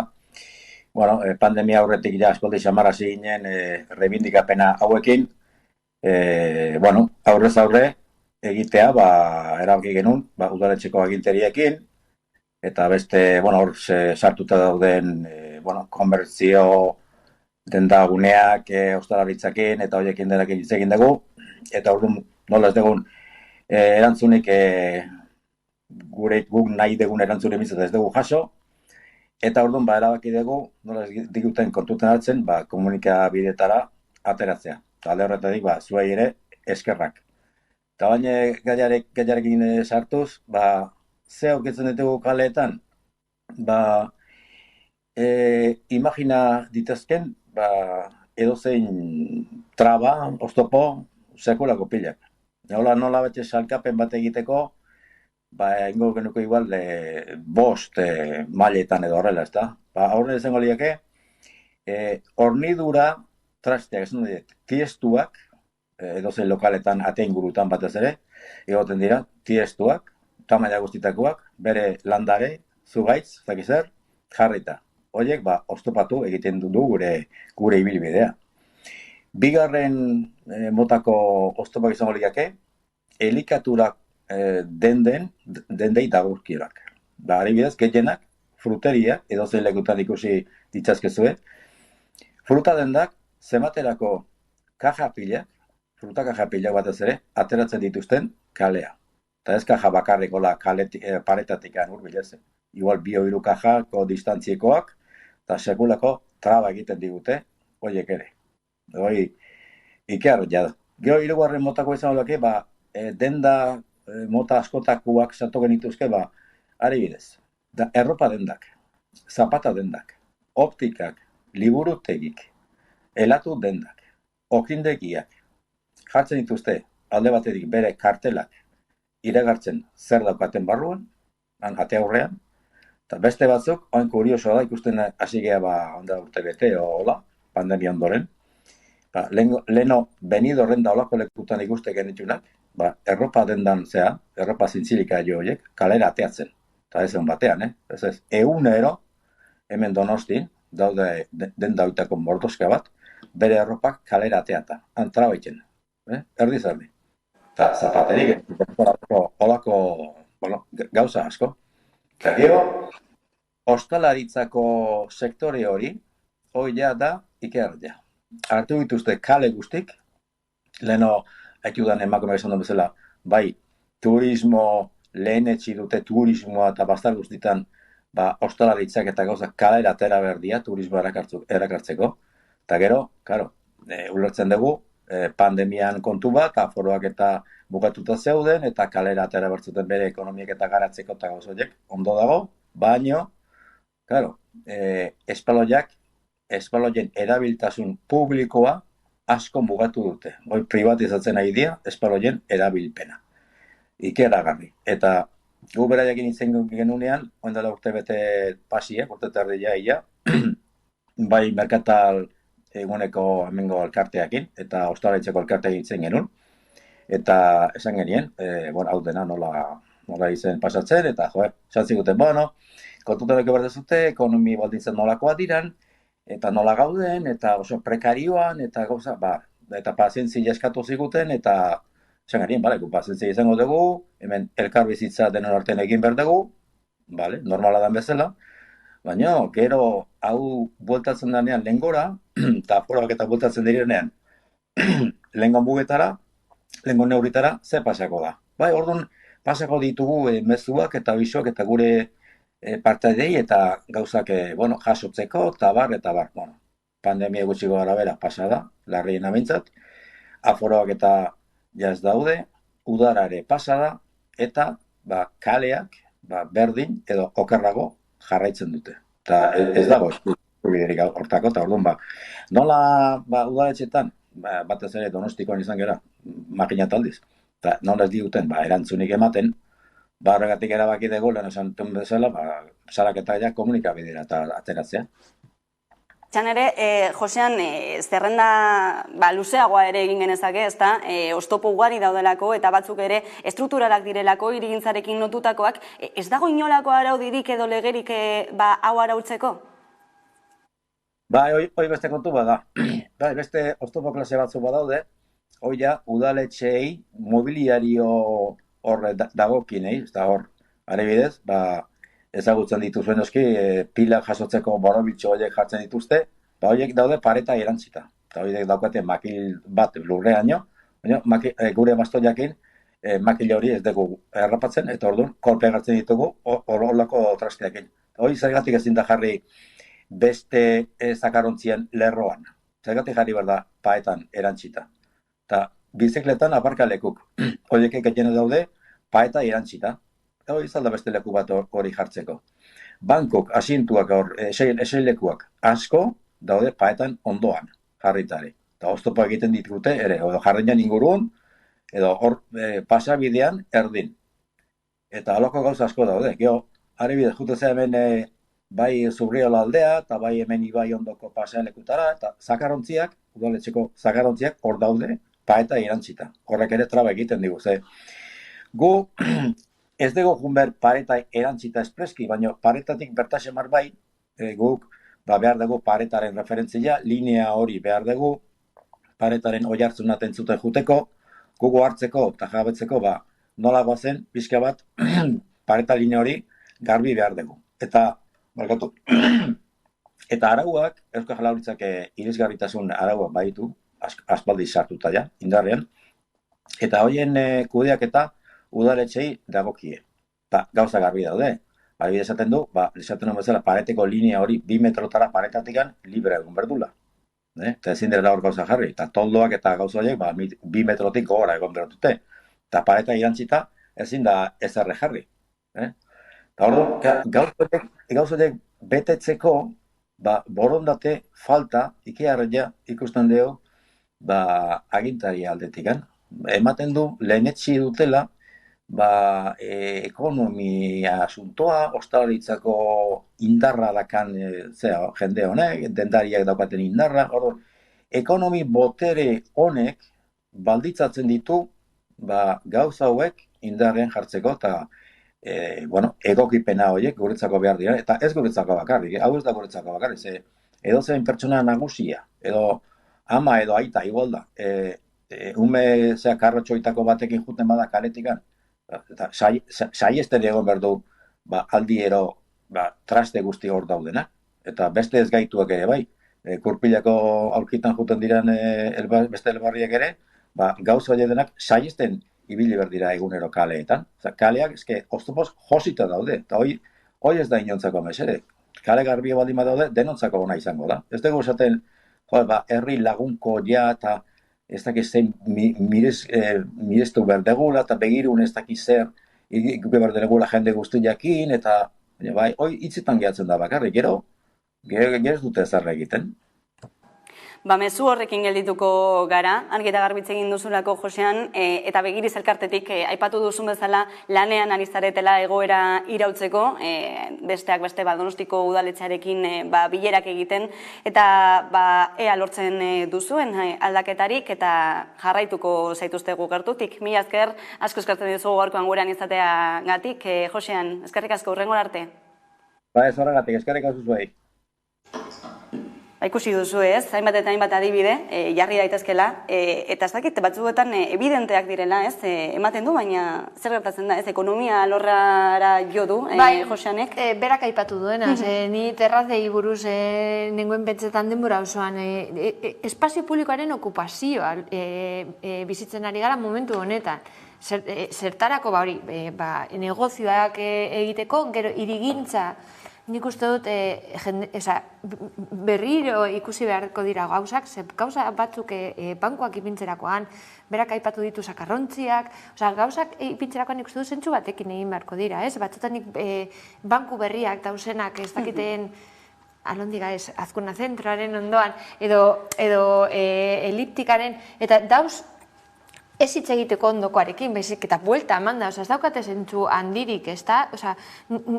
Agian zentzua hori da. Bai, hori zera, zentzu handirik dinot, zera positibo batean, ez? Gero, aipatu du, hiri eredua izan behar da, hiri bat denontzat izateko, eta badirudi beti komentatzen duguna, ez? Beti gelditzen dela jende, batzuk kanpoan, bai hori gurpildun aulkiak eramaten dituztenak, eta gero, zemenpekotasuna sortzen ari garen. Jende hau, jende hauek behar dituzte laguntzaileak, ez? Ze batzutan dauz rampak, baina holako rampak. Igo zuzeu bakarrik gurpildun zerarekin. Eta hori, ikusmen urriko pertsonentzat, dauz egiten bebai aplikazioak, ez? Hori semaforoekin egiteko, edo hori bus geltakietan, eta horakoetan, berriro arrakala digitala hor dekogu, ez? Behin eta berriro, nik uste dut, aipatzen ditugula, ez, gauza berak, ez, ereduak eta hori denontzat izan beharko dela gure hiria. Jon, behin Josean entzun da, eta gai honi buruz, zein hausnarketa egingo zenukezuk? Bai, ondo etzen du, Gipuzkera garbilan gainea, eta ongi, ni bat egiten dut Bilbotarren aldarrikapen guztiekin, eta Donostiarren aldarrikapen guztiekin, ere egia, azkeran galdera, hiriak norentza dira, ez? Norentza dira, hiri bat, kale bat, etxe bat, auzo bat, parke bat, ingurune bat, norentzat egiten dugun eta nola pentsatzen ditugun, ez da, auzoak eta egia da, Bilbo dela adibide bat ere, baina ez da bakarra, ni errenteriarra naiz, eta horretan, herria nola dagoen eraikita, bada kaotikoa, ez da bat, eta gero horrekin behar dien interbentzio guztiak hori ondo jartzeko, denbora asko eskatzen dute, zailak dira, garestiak dira, presio sozial handia eskatzen dute, planifikazio berriak oso zaila gero horri askotan buelta ematea, baina hiri lagunkoi bat esaten dugunean, da askotan pentsatzen dugu hiri bat ondo egin dagoela, kotxeen trafikoan zera handirik ez dagoelako, edo aparkatu daitekelako, edo horiek dira irizpideak, ezta? Eta ez dugu inoz pentsatzen, hori, ez bakarrik bista ez daukan persona bat, beste persona heldu bat, aur bat, horiek guztiek nola bizi duten arkitektura, nik ez nuen inoz pentsatu, baina fruta kaja bat ikusten duzunean kalean, kurpil batzuekin biziren persona batek, hor sekulako traba dauka, ezta? Donostian iritsi izan bere garaian terrazen ordenantza bat egitera, non etzegoen toki fisikorik ambulantzia bat pasatzeko terraza eta farolaren artean. Eta horrean esaten duzu, hori jakina, gazte osasuntxu bati, segurazki ez zaio ez gertatuko, baina ambulantziat behar izan dezaken persona batek kale oso horretan. Ez da bakarrik hor zerbeza edaten ari denak, ezta? Gero egia da ere esan duzu espazio publikoan erabilera. Terrazak beteak egoten dira. Ordan, batzuetan turistez beteta egoten dira, eta besteetan auzotarrek nahi dute. Terraza bat eduki, esirita egoteko eta hitz egiteko. Hori ere errealitate bada, ez? Ordan, oreka horiek ere bilatu behar ditugu. Haize errotekin egiten dugun bezala, nire txazpian terrazarik ez, baina Burgosera noanean oporretan egon dadila dena terrazez betea, hori ere ez da kontua, ez da? Amaitzen joan behar da, Araitz? Empatia puntu bat behar da eta horretarako pedagogia, azken finean, eraikin batean jartzeko igogailoa, lehenengo pisukoa, ez dago prez ordaintzeko, porque berak ez du behar, olako hiri bat sortzean, nik uste dut, batzutan arazo horiek gertatzen dira, ez? Jendea, berak ez duen ez behar, ez? Ez dago prez inbertsio hori egiteko, ez? Eta nik uste dut hori maigaian jartzen dena dela, eta badaudela pertsona batzuk lehenengo mailakoak, eta beste batzuk bigarren mailakoak. Edo garela konturatzen ez, besteok nola bizitzen duten hiria. Hemen utzi behar dugu, denbora joan zaiguta, hemen utziko dugu gaurko solasaldia. Eskerrik asko, beste behin gurean izatea galitika, Laitzar Gandoña eta Jon Antza. Eta jarraian eguneko albiste nagusiak ordubetatik aurrera, ondo izan? Jauzi digitalari esker, telebista guztietan ikus daiteke aurrerantzean Hamaika Telebista. Edozein etxetatik, Hamaika, zuzenean zein nahieran ikusteko aukera ematen digun aplikazioa aurkeztu baitu Hamaikak. Aplikazio hau instalatzeko Google Play plataforman Hamaika bilatu, klikatu, deskargatu eta abian jartzea besterik ez duzue.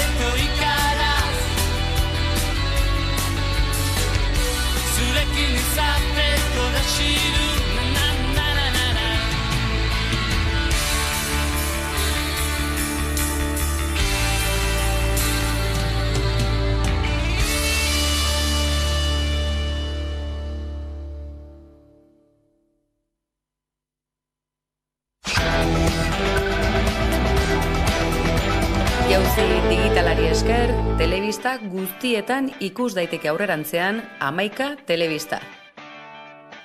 Edozein etxetatik, Hamaika, zuzenean zein nahieran ikusteko aukera ematen digun aplikazioa aurkeztu baitu Hamaikak. Aplikazio hau instalatzeko Google Play plataforman Hamaika bilatu, klikatu, deskargatu eta abian jartzea besterik ez duzue.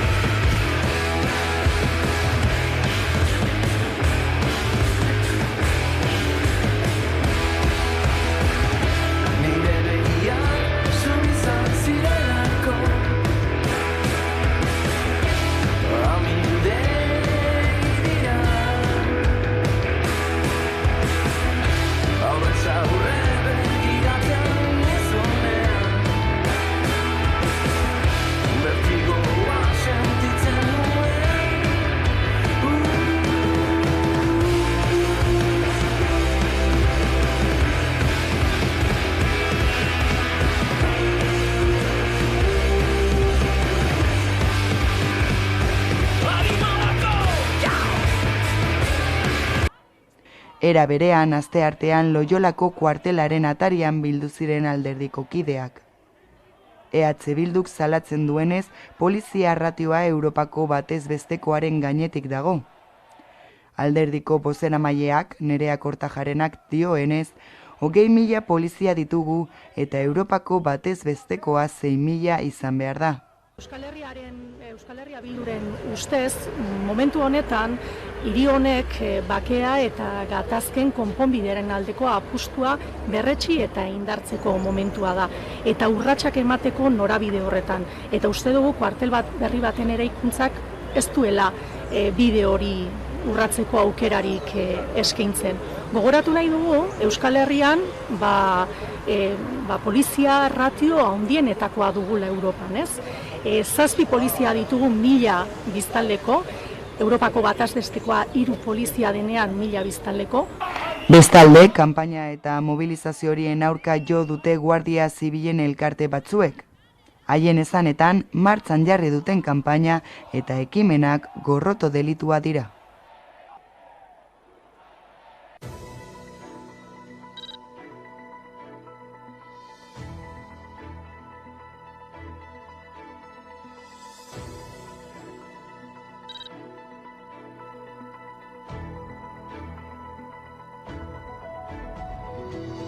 Badago aukera errepresioa edo giza eskubideen urraketak gertatu diren tokietan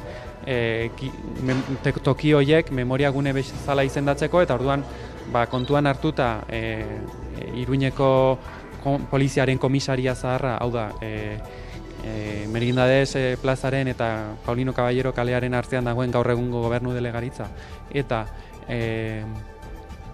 Guardia Zibilaren Galizia etorbideko kuartela, Nafarroako gobernua kargatu zuen txosten batean dokumentatuta gertatu zen bezala, 1960 eta 1978 urteen artean, 150 torturatu eta tratutxar kasu baino gehiago izan ziren bi espazio horietan.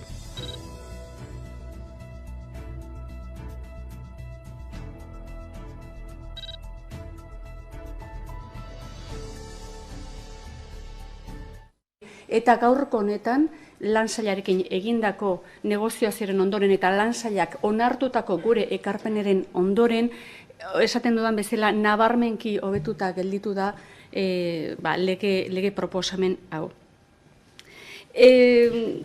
Guk uste dugu, gizarte babesera bideratutako politika publikoak, hain zuzen ere desberdintasuna eragozten dutenak, indartu egiten direla gure egindako negoziazio honen ondoren. Pertsona gehiagorentzat izango da babesa eta gainera babes hori berme gehiagorekin ere izango da. Hau da, Euskal Herritar guztiontzat izango da lege honen aldaketakin izango da gertatuko dan onura. Saben que son tiempos en los que el objetivo del Ejecutivo sigue siendo reforzar el escudo social que podemos aportar desde las administraciones y el esfuerzo que vamos a realizar también va a ser importante para profundizar y para fortalecer más aún ese escudo social. Así lo va a ser en el plano fiscal, con la mirada puesta en quien más lo necesita, y esto también va a tener evidentemente reflejo en el presupuesto, en ese anteproyecto y proyecto que en las próximas semanas pues confiamos en que será una realidad. Galdera asko eta ugariak, ikusmina agerikoa, 3 orduz egon ziren atzo Azpeitian, Soreaso antzokian Statkraftek eskualdean eraiki asmo duen proiektuaren inguruan. PSP proiektu eolikoaz galdetu zuten 100 herritarrek herri batzarrean. 2027an abian nahiko luken Statkraft enpresan horbigarraren eskutik etorri dira azalpenak, Azpeitiko udalak babestuta. Partaidetza partekatzeko asmoa adierazi du Statkraftek, energia herritarren artean sozializatu eta beraz argindarra merkeago eskuratzeko. Horrez gain enpresaren arabera 130 lanpostu ere sortuko lirateke. Prozesua baina hastapen unean dago aurre balozio unean eta beraz ez dago ezer erabakita Azpeitiko alkatearen esanetan. Honek ez du ezan nahi guk udal gobernu bezala itxun egitasmo honen alde azaltzeganik. Ez du ezan nahi ez da ere udaletxie eta enpresa berdineganik. Ezan nahi nuna da eredu berri batako aukera bat eulikela. Dena den Agore Alkorta alkateak azpimarratu du ezer ez egitea ez dela aukera. Aztertzeko moduko proiektua da Alkortaren iritziz, adierazgarria baita energia sozializatzeko eta komunitate energetiko sortzeko asmoa adierazi izana norvegiarrek. Hala eta guztiz ere ikerketa sakonak egin beharko dira, dagoeneko hasi dira hegaztien kasua aztertzen. Testuinguru horretan hainbat herritar protestak aritu ziren ia 3 orduko gardentasun ariketa planteatu zen herri batzarrean. Besteak beste proiektuaren atzean zeinen interesak dauden mahai gaineratu zuten edota sortuko den argindarra zenbatekoa izango den. Naturan proiektu honek izango duen eraginaz ere kezka agertu zuten. Udalak argi utzi nahi izan du kalteak onurak baino handiagoak baldin badira atzera botako duela proiektua. Baina oro har herri batzarraren balorazio positiboa egin du. Balorazio positibo bat egiten dut, Soreasuko antzokile bete indalako, hori nahi genunez, herritarrak, pentsakera ezberdineko herritarrak bertan biltzie, ikusi dugu baita ere, herrien iritzi ezberdinik daudela, gure helburu zen transparentzia ariketa bat egitea eta uste dugu helburu hori lortu dugu. Oraingoz dena irekita dago eta proiektuaren arduradunek argi utzi dute proiektuak aurrera egingo balu momentuz ez dagoela erabakita ez da izerroten neurria ere. Altzairua berrizikatzea errazagoa. Norvegiako Statkraft enpresak 2 parke eoliko eraikitzeko asmoa du Araban, Bizkaian eta Gipuzkoan 92 milioi euroko inbertsioarekin. Azpeitia, Errezil eta Zesto artean eraiki nahi dute lehena, PSP izenekoa, eta 32 milioi euro inguruko inbertsio eskatuko du. Proiektua gauzatuz gero energia 24.000 etxe ingururi emango diola aurreikusten da. Bigarren parkea Arabaren, Bizkaiaren eta Gipuzkoaren arteko mugan eraiki nahi dute, eta itxaraz izena izango du. PSP baino potentzia handiagoa izango du, 54.000 etxe inguru hornitzeraino. Azken honek 60 milioi euro inguruko inbertsioa beharko du. Testu inguru honetan herritarrei PSP proiektu eolikoaren inguruko azalpenak emateko batzarra deitu du Azpeitiko udalak. Astearte honetan Soreaso antzokian izango da bilera arratsaldeko 7etan hasita eta herritarrei hara joateko deia egin die. Erakundeak proiektua zuen ikuspegi azalduko du bilkuran eta gainera proiektua gauzatzeko interes agertu duen Norvegiako Statkraft enpresako kidek ere emango dituzte azalpenak. Herritarren artean jakiteko gogoa eztabaida eta kezka sortu dela eta lasaitasun mezua helarazi du udalak. Gainera gardentasunez aritzeko duen konpromiso berretsi eta zentral eolikoaren proiektua aurrelanketa fasean dagoela adierazi du erakundeak. Bien bitartean batzarra baino ordu erdi lehenago 6:30 zentral eolikoekiko desadostasuna adierazteko elkarretaratzea deitu du Sainu Bizirik taldeak. Udaletxe aurrean egingo dute protesta mendiak ez industrializatu lelopean.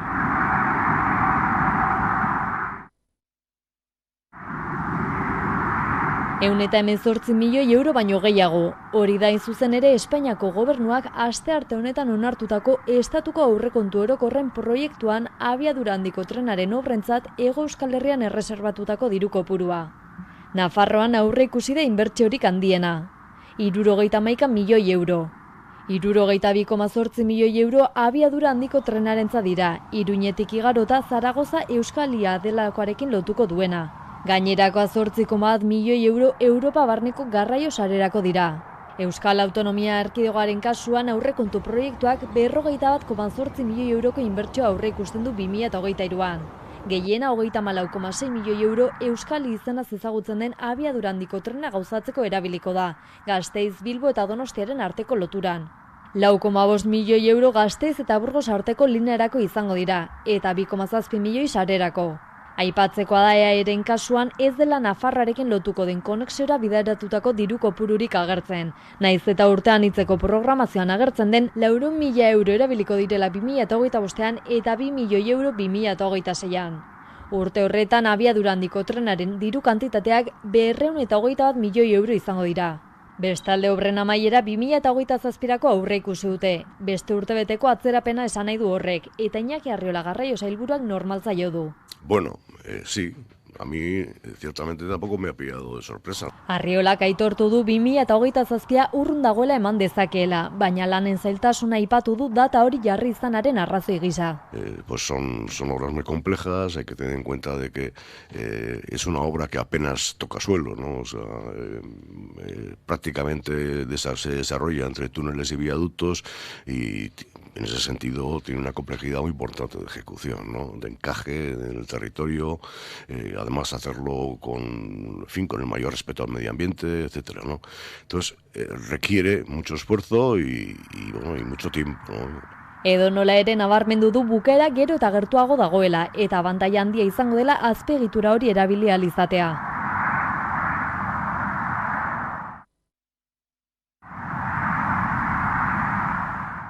Eolikoen aferaren erdian asteazken honetan Gipuzkoako mendiak aske lelopean agerraldi kolektibo egin dute Elosun Bergara eta Azkoitia artean dagoen Bergarako auzoan. Gipuzkoako mendiak aske plataformaren baitan hainbat eragile elkartu dira, Gipuzkoako mendiak babesteko eta aurkeztu diren proiektu eolikoak gerarazteko. Eragile bakoitzak goizan goiztik euren herrietatik abeatu den mendi martxari ekin dio, eguerdian denek batera agerraldi publiko egiteko. Elosun mokadutxa egiteko aukera ere izan dute. Mendi eta ganadu feria entzutetxoa egin izan dute urteetan Elosun urriaren 12an, baina aurten ez dute egin eta desagertzar da. Honako taldeak dira gaurko ekimenaren deitzaile. Azkoitiko Oletan ere ez, Azpeitiko eta Zestoako Sainu bizirik, Bergarako Elgoibarko eta Soraluzeko Karakate bizirik, Urretxu Zumarragako Urretxu Zumarraga bizi eta azkenik Zizurkilgo eta Usurbilgo Andatza Ezkeltzu bizirik. Plataformek helburu jakin badute, bertako mendietako ondare naturala, arkeologikoa, geologikoa, historikoa, paisagistekoa eta espirituala babestea, zein inguruetako baserrietako eta herrietako biztanleak, haien bizitokia, haien osasuna eta jardun ekonomikoa, bereziki nekazaritza jarduerari lotutakoa, defendatzea. Ildo horretan elkarlanean hasi dira Gipuzkoako zenbait plataforma.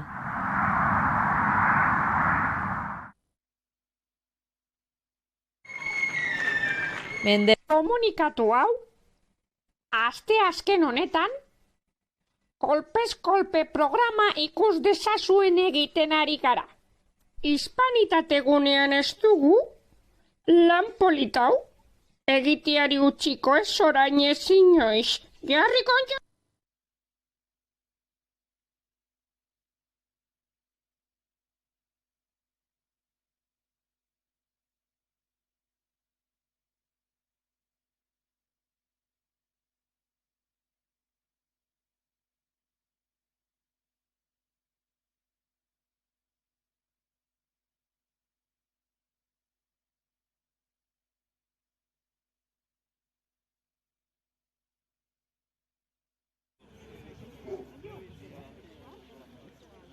...2021 abuztuaren 26 salto egin behar dugu Arbonako lurren aferaren nondik norakoak ulertzeko. Izan ere, Saferlanda lurren eta establezimenduen garapenerako elkarteko Ipar Euskal Herriko batzorde teknikoak orduan jaso zuen Berruete etxea eta 4 hektarea lursail saltzeko jakinarazpen berri bat, 3.000 euroren truke. Bada finka erosteko eskaintza sinatu zuten Parisen bizi diren bikote batek, Michel eta Mari Josek Arite Lemestrek zehazki. Honen aurren azken albistetza dugu Parisko bikoteak atzera egin duela. 2021an ere bai etxea eta 15 hektarea lursail 3,2 milioi euroren truke erosi nahi zituen Daian de Lespek atzera egin behar izan zuen. Salmenta bertan bera geratu zen LB sindikatuaren eta Lurzendea elkartaren mobilizazio luze baten ondoren. Oraingo honetan ere antzerako gertatu da. Eskaintza berriaren aurrean Parisko bikoteak atzera egin du eta azken asteotako presioak emaitzak eman dituelarik pozik agertu dira LB sindikatuko eta Lurtzaindiako kideak. Hori garaipen handia guretzat, aldiuntan bederen ez ditugu 4 hilabete eman horren lortzeko eta ikusiko ondoko egunetan izanen den idatzia.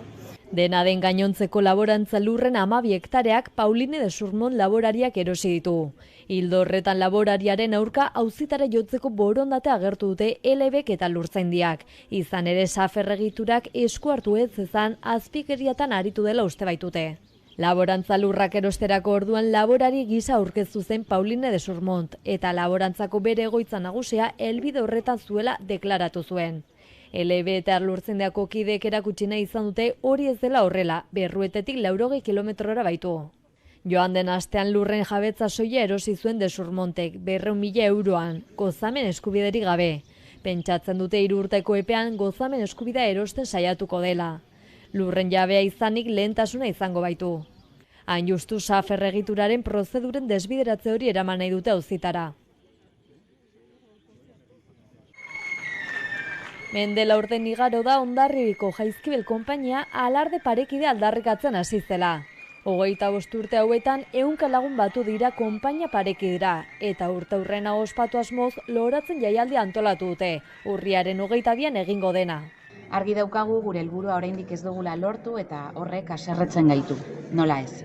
Ezin zaigu buruan kabitu emakume izate hutsagatik, espazio publikotik, ospakizunetatik, herriaren bihotzetako batetik botatzen jarraituko gintuztenik 21. mendean, baina errealitatea hori da. Hala ere pasatako urteak eta gero Jaizkibel konpainiaren freskotasuna, alaitasuna eta aurrera jarraitzeko grinak ospatzeko modukoa direla azpimarratuz hori egitera doaz urriaren 22an. Herriko 22. konpainia garela, hemen gaudela eta bizirik gaudela ospatuko dugu. Horretarako egun osoko egitaraua prestatu dute eta Hondarribiar guztiak eta inguruko lagunak gonbidatu nahi izan dituzte elkarrekin ospatzera. Goizeko 10:00 hasiko dute eguna Jaizkibel konpainiaren alarde parekidearen aldeko borrokaren eta bestelako egitate historikoen berri emango duen ibilbide historikoarekin. Eguerdeko 12etan Gipuzkoa plazan elkartuko dira Jaizkibelen simbolo bihurtu diren zapi koloretsuekin festa hasteko. Ondoren herri bazkaria egingo dute jostaldi frontoian eta arratsaldeko 6:30 egingo dute eguneko ekitaldi nagusia bentan. Ekitaldi nagusia 6:30 izango da. Izan garena eta garena ospatu eta gure helburuak aldarrikatzeko. Azkenik kontzertuak izango dituzte 7:30 hasita. The Ingles, Anari, Pinpilinpusis eta Merina Gris. Ibilbide historikoan eta bazkarian parte hartzeko plazak mugatuta daudelarik izena eman nahi dutenek email bat bidali beharko dute Jaizkibel 25 urte @gmail.com helbidera. Dena den konpainiako hartarazi du ikasturtean zehar bestelako ibilbide historikoak ere antolatuko dituztela noizan behin. Durangoko azokak estanda egingo du aurten. Abenduaren 7an lehertu eta 11 arte iraungo du estandak. Ohiko formatua berreskuratuko du Durangoko azokak eta horrez gain online dendari eutziko dio. Euskal kulturaren nobedadeak ezagutzeko abendura arte itxaron beharko da. Hori bai, 3 urteen ondoren edukira mugaturik ez eta musukorik ez. Aurten Euskal Sortzaileen plaza estanda izango da. Pozik gatoz, 2 urteren ondoren aurtengoan Durangoko azokaren estanda biziko dugulako. Bai, estanda. Euskal kulturaren estanda, sorkuntzaren eta jaiaren estanda. Durango osotik eta Euskal Herri osora zabalduko den estanda. Abenduaren 7an lehertu eta 11 arte iraungo duen estanda. Durangoko azokaren 57. edizionek badu kartela. Ruben Ramosek sortu du kartela eta kartelean kulturaren estanda irudikatu du. Pandemiaren ostean, aurtengoa ja normala izan da, saiatu gara pixkat, beste buelta bat ematen restalin txiki bat egin zaio logoari, bai da hori denok ezagutzen duguna da, ez? Eta aurretik jarri dugu izartxo hori, estanda hori irakur dadin. Eta gero bestalde, saiatu naiz pixkat, bai musika, bai kultura orokorrean sortarazten digun sensazio hori, ez? Imaginazioarena, inglesez deitzen den mind-blowing hori, ez? Pelikula bat ikusten duzunean, edo ez dakit, liburu bat irakurtzen duzunean, ez? Sortzen zaizun estanda hori. Durangoko azokak bere izaera berreskuratuko du. Erakusmaien izen ematea itzita egon arren eta momentuz daturik semanarren antolatzaileek adierazi dute pandemiaren aurretik bezala unibertso osoa berreskuratuko duela Durangoko azokak. 5 egunetako egitarau oparoa antolatu nahi dute eta horregatik adierazi dute euskal sortzaileek euren proposamenak emateko urriaren 15 arteko epea dutela. Oraindik zabalik dagoela sortzaileek beraien lanak gune desberdinetan aurkezteko epea. Eta urriaren 15ean amaituko dela.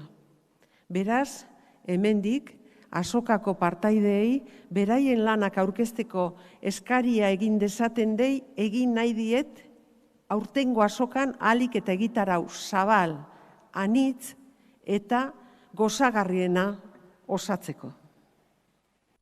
3 urteren ostean bueltan dira Durangoko jaiak, asteartean San Faustoak hasiko dira Durangon. Gainera, Ima Garrastatzu, Durangoko alkateak adierazi duenez, nabarmendu duenez, lehendabiziko aldia da udalak eta txosna batzordeak bat egiten dutela egitaraua antolatzeko orduan. Horrela, pantzike eta pantzikotu jaiak batera antolatuko dituzte. Horrez gain, alkateak adierazi du adin guztietako egitarau oparoa antolatu dutela.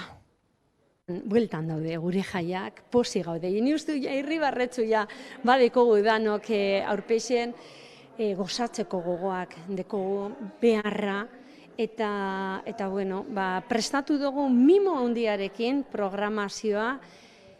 Programa oso aberatsa da, alde batetik akto asko gehiago, esango naben 140 gehiago handitu dugula kultura eta aktibidade guztiontzako, eta bai guretzat oso garrantzi handia daukana da deszentralizau.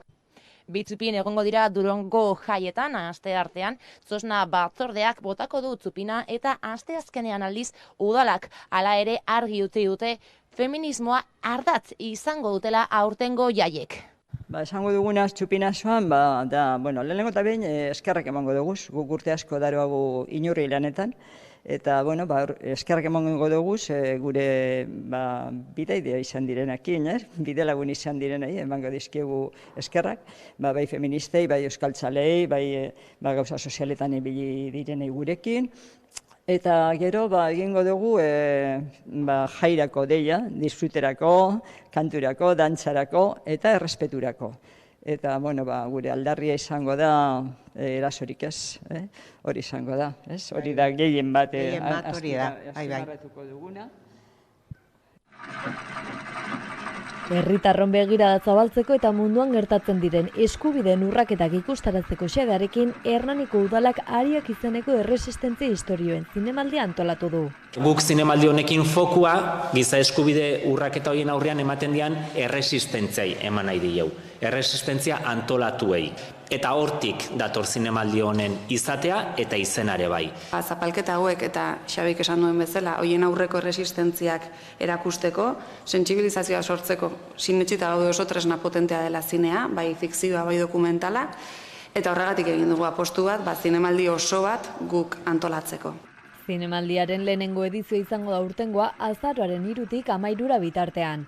Jatorri eta gai ezberdinetako 13 film eta dokumental eskainiko dira. Gai ezberdin asko daude, arrazakeriaz hitz egiten da orokorrean, hitz egiten da sexu eskubidez, bai abortatzeko eskubidez, edo baita ere Egiptoren kasuan bezala jasan dituzten eraso sexualen inguruan.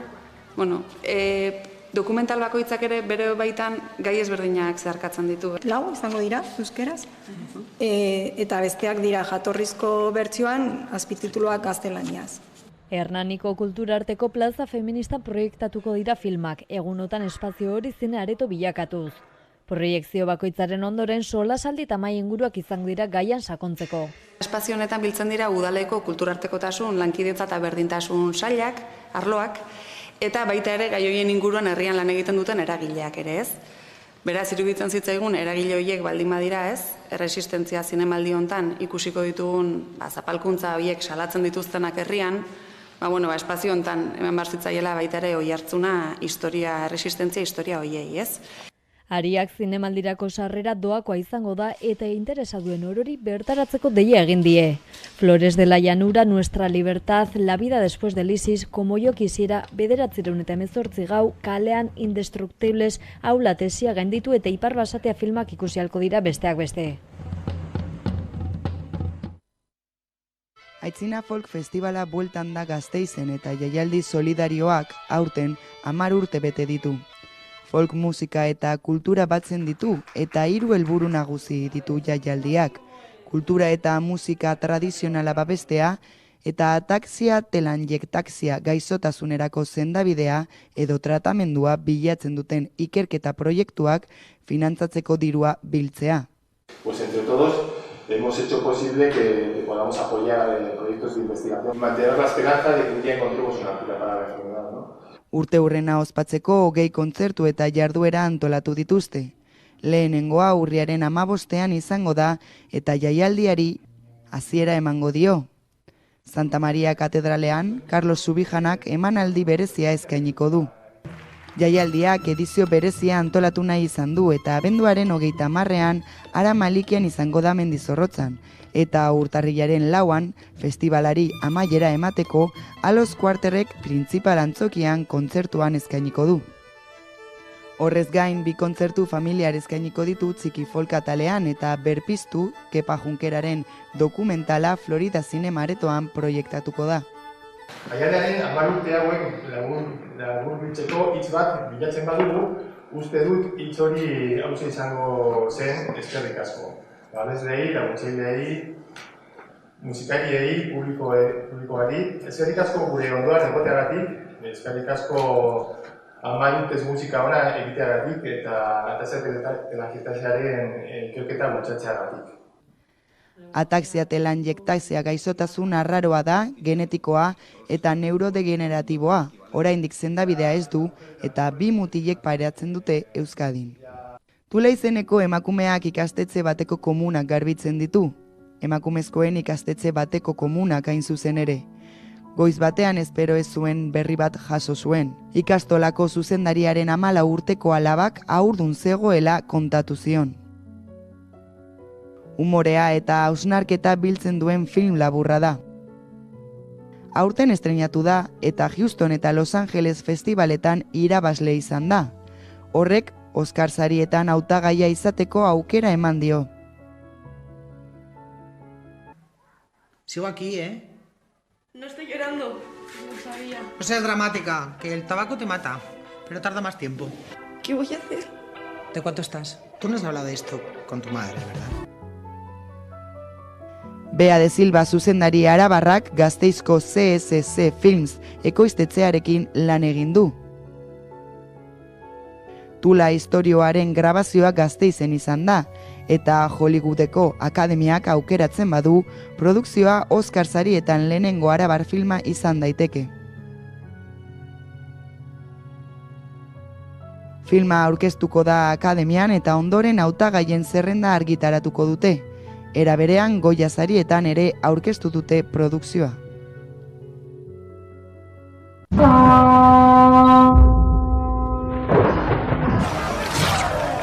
Aitak egin beharra bete du, buentarren babesteko. Aita! Nik gabe, noizbait, zainduko duk Ibarra. Hitzeman egidak. Utiko, ular sendoa beharko du, Ibar jaun izaiteko.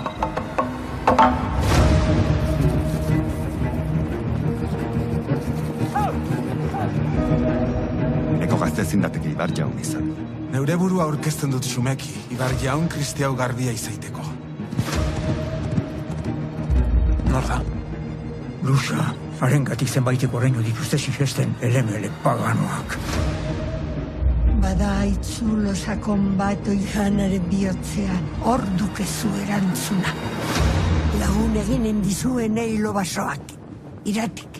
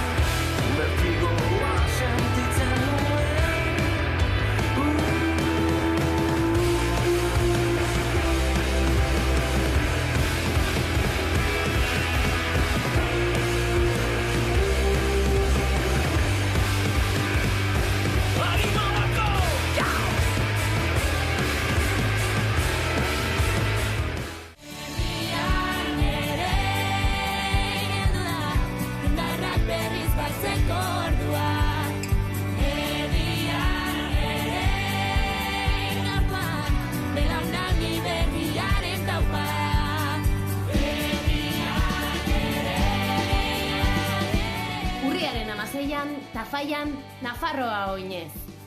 Zatoz Tafaiara! Euskera ere.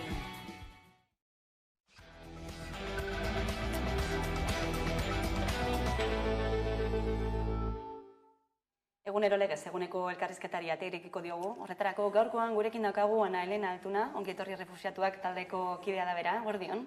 Eguerdion. Urriaren 12 dugu gaurkoa, esan nahi historiko, politiko eta kultural beteriko eguna. Ongi etorri refuxiatuentzat edo zuretzat zer da eguna, zer esan nahi du? Pixkat simbolikoki ez errealitatean, gaur egungo migrazio eta migranteen egoeraren hasiera.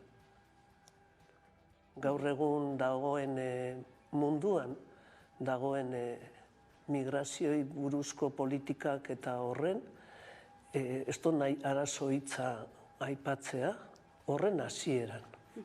Kolonizazioarekin guztiz lotutako egun bat.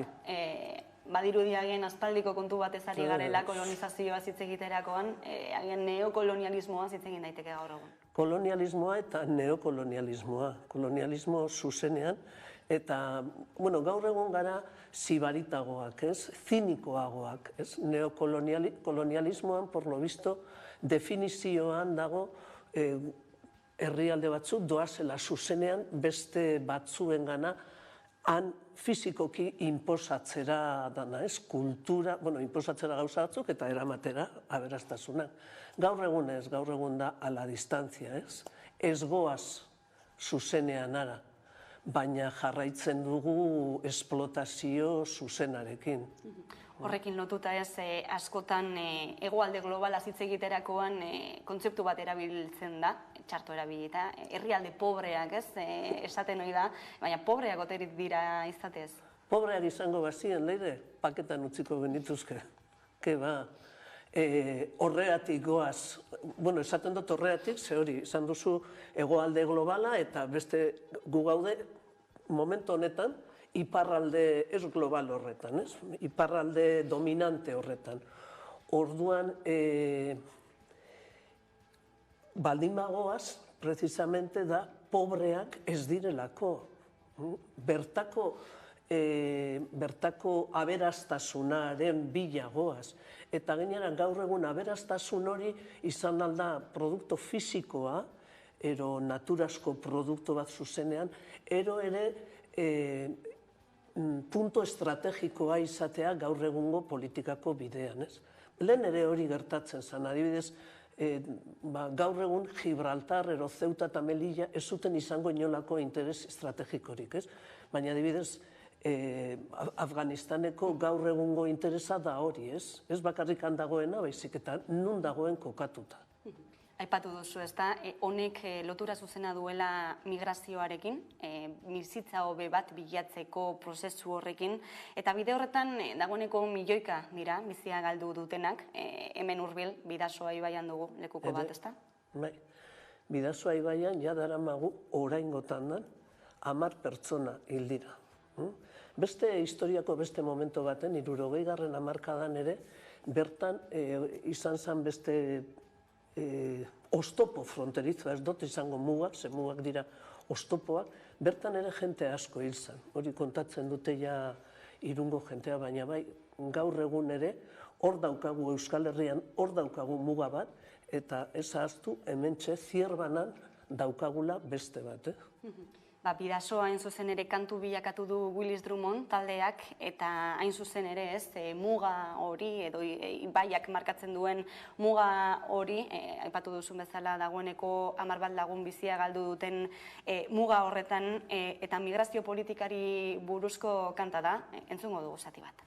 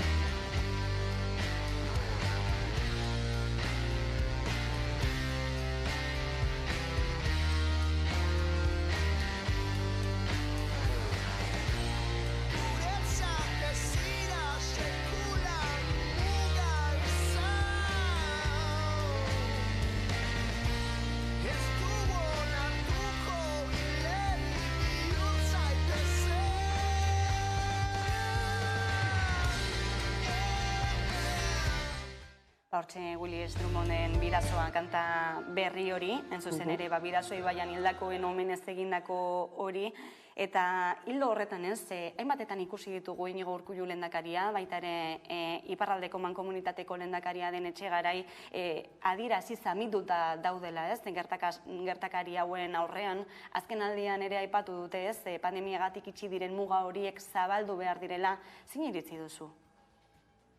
Ez dutela egia esaten. Bueno, igual esaten dute egia, baina desde luego ez dute egiten hori konpontzeko ahal duten guztia. Ikusi, lehenengoan esan nahi dut muga hori, fisikoa, Bidasoa ibaia, denontza da ibaia, baina bestela momentu honetan muga oztopo hori selektiboa da. Gaur egungo muga guztiak. Zuretzat eta niretzat ez dira, ez daukagu inolako arazorik. Eta gero, ikusi, Euskal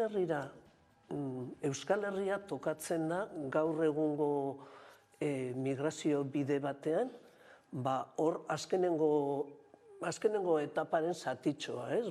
Jente asko Afrikatik datozena, ez Hego Ameriketatik, batez ere Afrikatik datozenak, gaur egungo ruta, Kanaria, Estatua, Peninsula, Euskal Herria, Frantzia aldera, Alemania aldera, batez ere, nahi dutelako ara jun, familiarrak, hori dalako bere helburua. Euskal Herri osoan, Ego Euskal Herri osoan, babes punto bakarra da Irungo aterpetxea.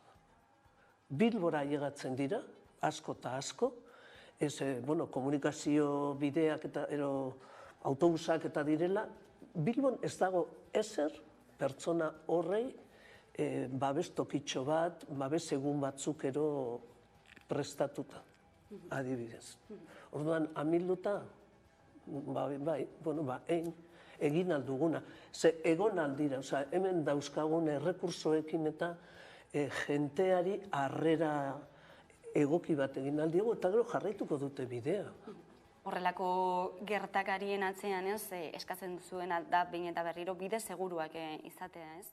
Bide seguruak ez izatearen langa bat izango litzateke. Guk eskatzen duguna, ongi etorritik, eskatzen duguna da eskubidea bai migratzeko eta bai migratzeko beharra ez izatea.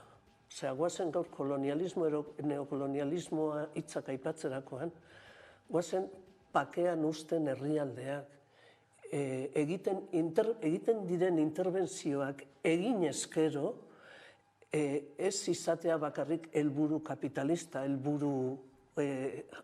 dana atrapatzeko helburu hori, ez? Utzi dezagun herrialdeei pakean eta garatzen. Eskubidea bai migratzeko eta bai ez migratzeko, ez dakit ulertzen da. Bai, migrazioaren kausetara erreparatu behar da. Hori da, eta hor badaukagu zerrikusi. Eta gero noski, migratzea aukeratzen dutenak, aukeratu, erabakitzen dutenak, edozein arrazoiengatik, ez dut hitz egiten turismoari buruz, mesedez, bide seguruak, behintzat zuretzat eta niretzat daudenak. Eta bide seguro horietan, Europak zerikusi haundia dauka.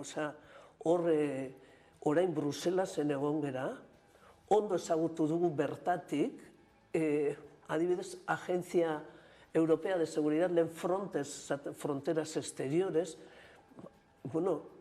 gara berriro esaten dut, zinikoak hasta...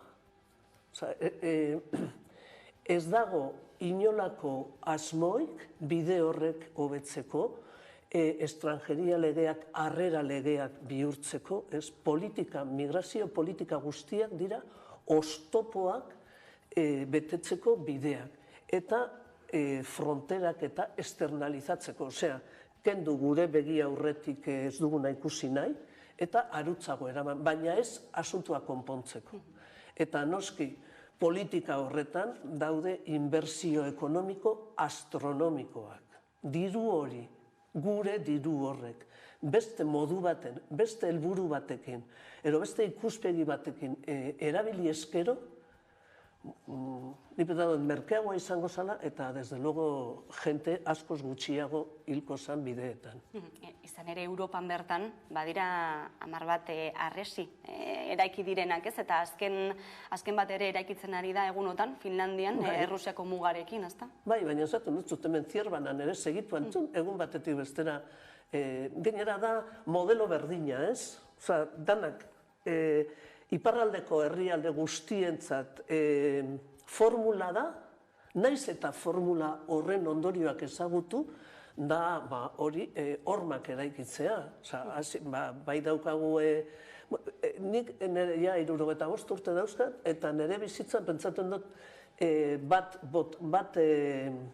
desegitea ikusi dudala, ez dakit, horma bat apurtzea testigo izan naizela, eta da Berlingoa. Que nos encanta, todos goaz, argazkiak egin, la piedra del muro de Berlín, ez da gizar. Hortik aurrera, danak izan dira, eraikitzea bere komponente guztiekin, komponente elektroniko, orain ere... Eta militarizazioa. Noski baiez, baina militarizazioa gainera, bai, herrialde bakoitzaren militarrekin, baina lehen aipatu dudan agentzia horren, orain, badauzka bere langile propioak, bere polizia propioa, extra herrialdetakoak. Eta momento baten, Europako edozein herrialdetan daukateia eskubidea 3 egunetan intervenitzeko. Osea, dago hor, ez da despilfarro ekonomikoa, oso ondo pentsatuta, da inbertsio ekonomikoa horren inguruan. Enalaz ala seguridad. Orduan, klaro, hitz hori erabiltzerakoan, klaro, segurtasuna, noski. Politika konkretu batzuei men egiten dien erantzuna da hori, ez? Bai. Politikak, beldurraren politikak, kapitalismoaren politikak, zer da importantea gure gizartean, bada pertsonak baino produktua da importanteagoa. Beldurra hastea eta gero beldur horren ondorioz sortu lasai segurtasunerako neurriak. Gezurra dirudi, baina ez da kasualidadea. Dana dago oso ondo planifikatuta, benetan. Egon geranean berriro esaten dut Bruselasen parlamentoaren aurrean, gero Komision Europearen aurrean, gero Fronteseko zelan eraikina, oso txikisa, bere izenaren ez du ipintzen, beldurra sartzen zaizu, benetan, benetako beldurra. Segurtasuna, desde luego, ez dutzu emoten. Hori bai, dana legala, Dana da legala. Esaten dut, dana legearen barruan. Dana. Bueno, dana ez dakit legezkanpokoak direlako, ez? Beroan egiten diren itzulketa horiek eta egiten direlako. Bueno, baina, es una cosa sin más, ez? Como jenteari utzi itxasoan hiltzen. Osa, hori noiz gu gainera Euskal Herrian itxasoa daukagu ondoan. Osa, nola utzi pertsona bat itxasoan uretan utzi hiltzen ez lagundu? Hori gaur egun legala da. Migranteekin eta, zu zaude hemen, hau da herrialde honetako zona, barkua dago hemen, ezin ditute, ondoratzen direla hemen, eta hori lege barruan dago, nik pentsatu pixkat, ez dakit? Eskubide unibertsalak edo oinarrizko eskubideak ez dira denontzat. Ez, eta oso erreza da hori esatea guretzat direnean. Normalizatzen ari gara egoera hori, hainbat eta hainbat pertsonak bizitza galtzea, migrazioaren bitarte horretan. Hori ere kolonialismoa da, segun ze persona arrazakeria da, segun ze persona diren, ez? Oso ondo ikusi dugu duela hilabete batzuk, ez? Ama bat negarrez bere umetxoarekin, amaren negarrak ni ama naiz ere eta danak dira berdinak. Baina ematen diguten irudia, ama rubia bat umetxoarekin, maletakin, bere herritik irtetzen, ero ama beltzaran bat bere umetxoarekin pateran, ¿por qué viene? Eta bestea, guazen laguntzera, ez? Ez du nahi aipatzea, baina, bueno, oso ondo ikusi da gure politikak, Europako politikak, nahi dutenean, nahi dugunean, izan aldirela beste modu batekoak. Eta Ukrainiaren kasuan ikusi dugu argi eta garbi. Orduan, guk eskatzen duguna, posible da, gu ez gaudez, eskatzen ari genana ez da ezinezkoa. Orduan, mesedez, gure jefe guztia, gure politiko guztia, guazen egitera egin behar dena, ez? Ahal duzuena egin gainera. Migrazio politikaz hitz egiterakoan ez, badira asko, heltzen direnak, era modu batera edo bestera ez, baina heltzen direnak, baina bertan, topo egiten dute atxikitze zentroekin, CIE direlako horiekin ere ez, zer dira zentro hauek, zertarako balio dute, eta zer nolako eskubide urraketak ematen dira bertan? Zer dira CIEak, erderaz dira Centro de Internamiento de Extranjeros. Badira beldurra sartzeko zentroak, izatez ez dira ere legalak. Osa, konparatzen badegu CIE bat ero kartzelan egotea ez da ona, baina bintzat kartzelan dagoen jentea, kartzelak dauzka arau batzuk. Kartzelan daude funtzionarioak, daude poliziak ere, baina funtzionarioak. Ez CIEak ez. CIEak ez daukate kontrol zibila, dago epaile bat hor de kontrol del CIE, baina bestela poliziak daude barruan, eta ez dago araututa. Izatez, CIEtan dago jentea arazo administratiboagatik, paperak ez izateagatik. Ez lapurketak, ez inolako beste, bere delitoa, esaten dugu, hori hemen ipintzen duena, inorrez da ilegala, praktikan bai. Ui? Baina, Bai, esan.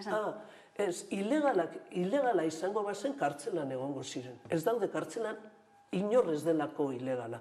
Da falta administratibo bat dako, boke karneta gabe egidatu tarduan ziera. Euskal Herrian daukagu bat Hendaian. Baina peninsulako, estatu mailan, hemen hartzen duten jentea eramaten dute batez ere alutxera, Madrilera ero Barcelonara. 7 daude estatu espainolean.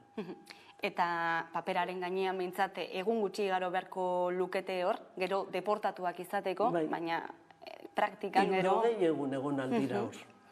Eta 60 egun horietan ez badira izan deportatuak, kaleratu behar dituzte, baina jarraitzen dute bere espulsio agiriarekin.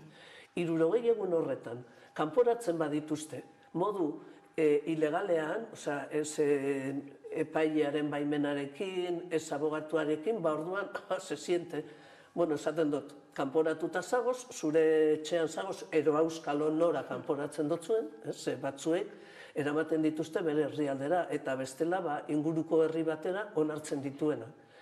Eta, gero gauzak ez badira ondo egin, hasi alzera rekursoak egiten, eta, hori, hemen, 60 egun.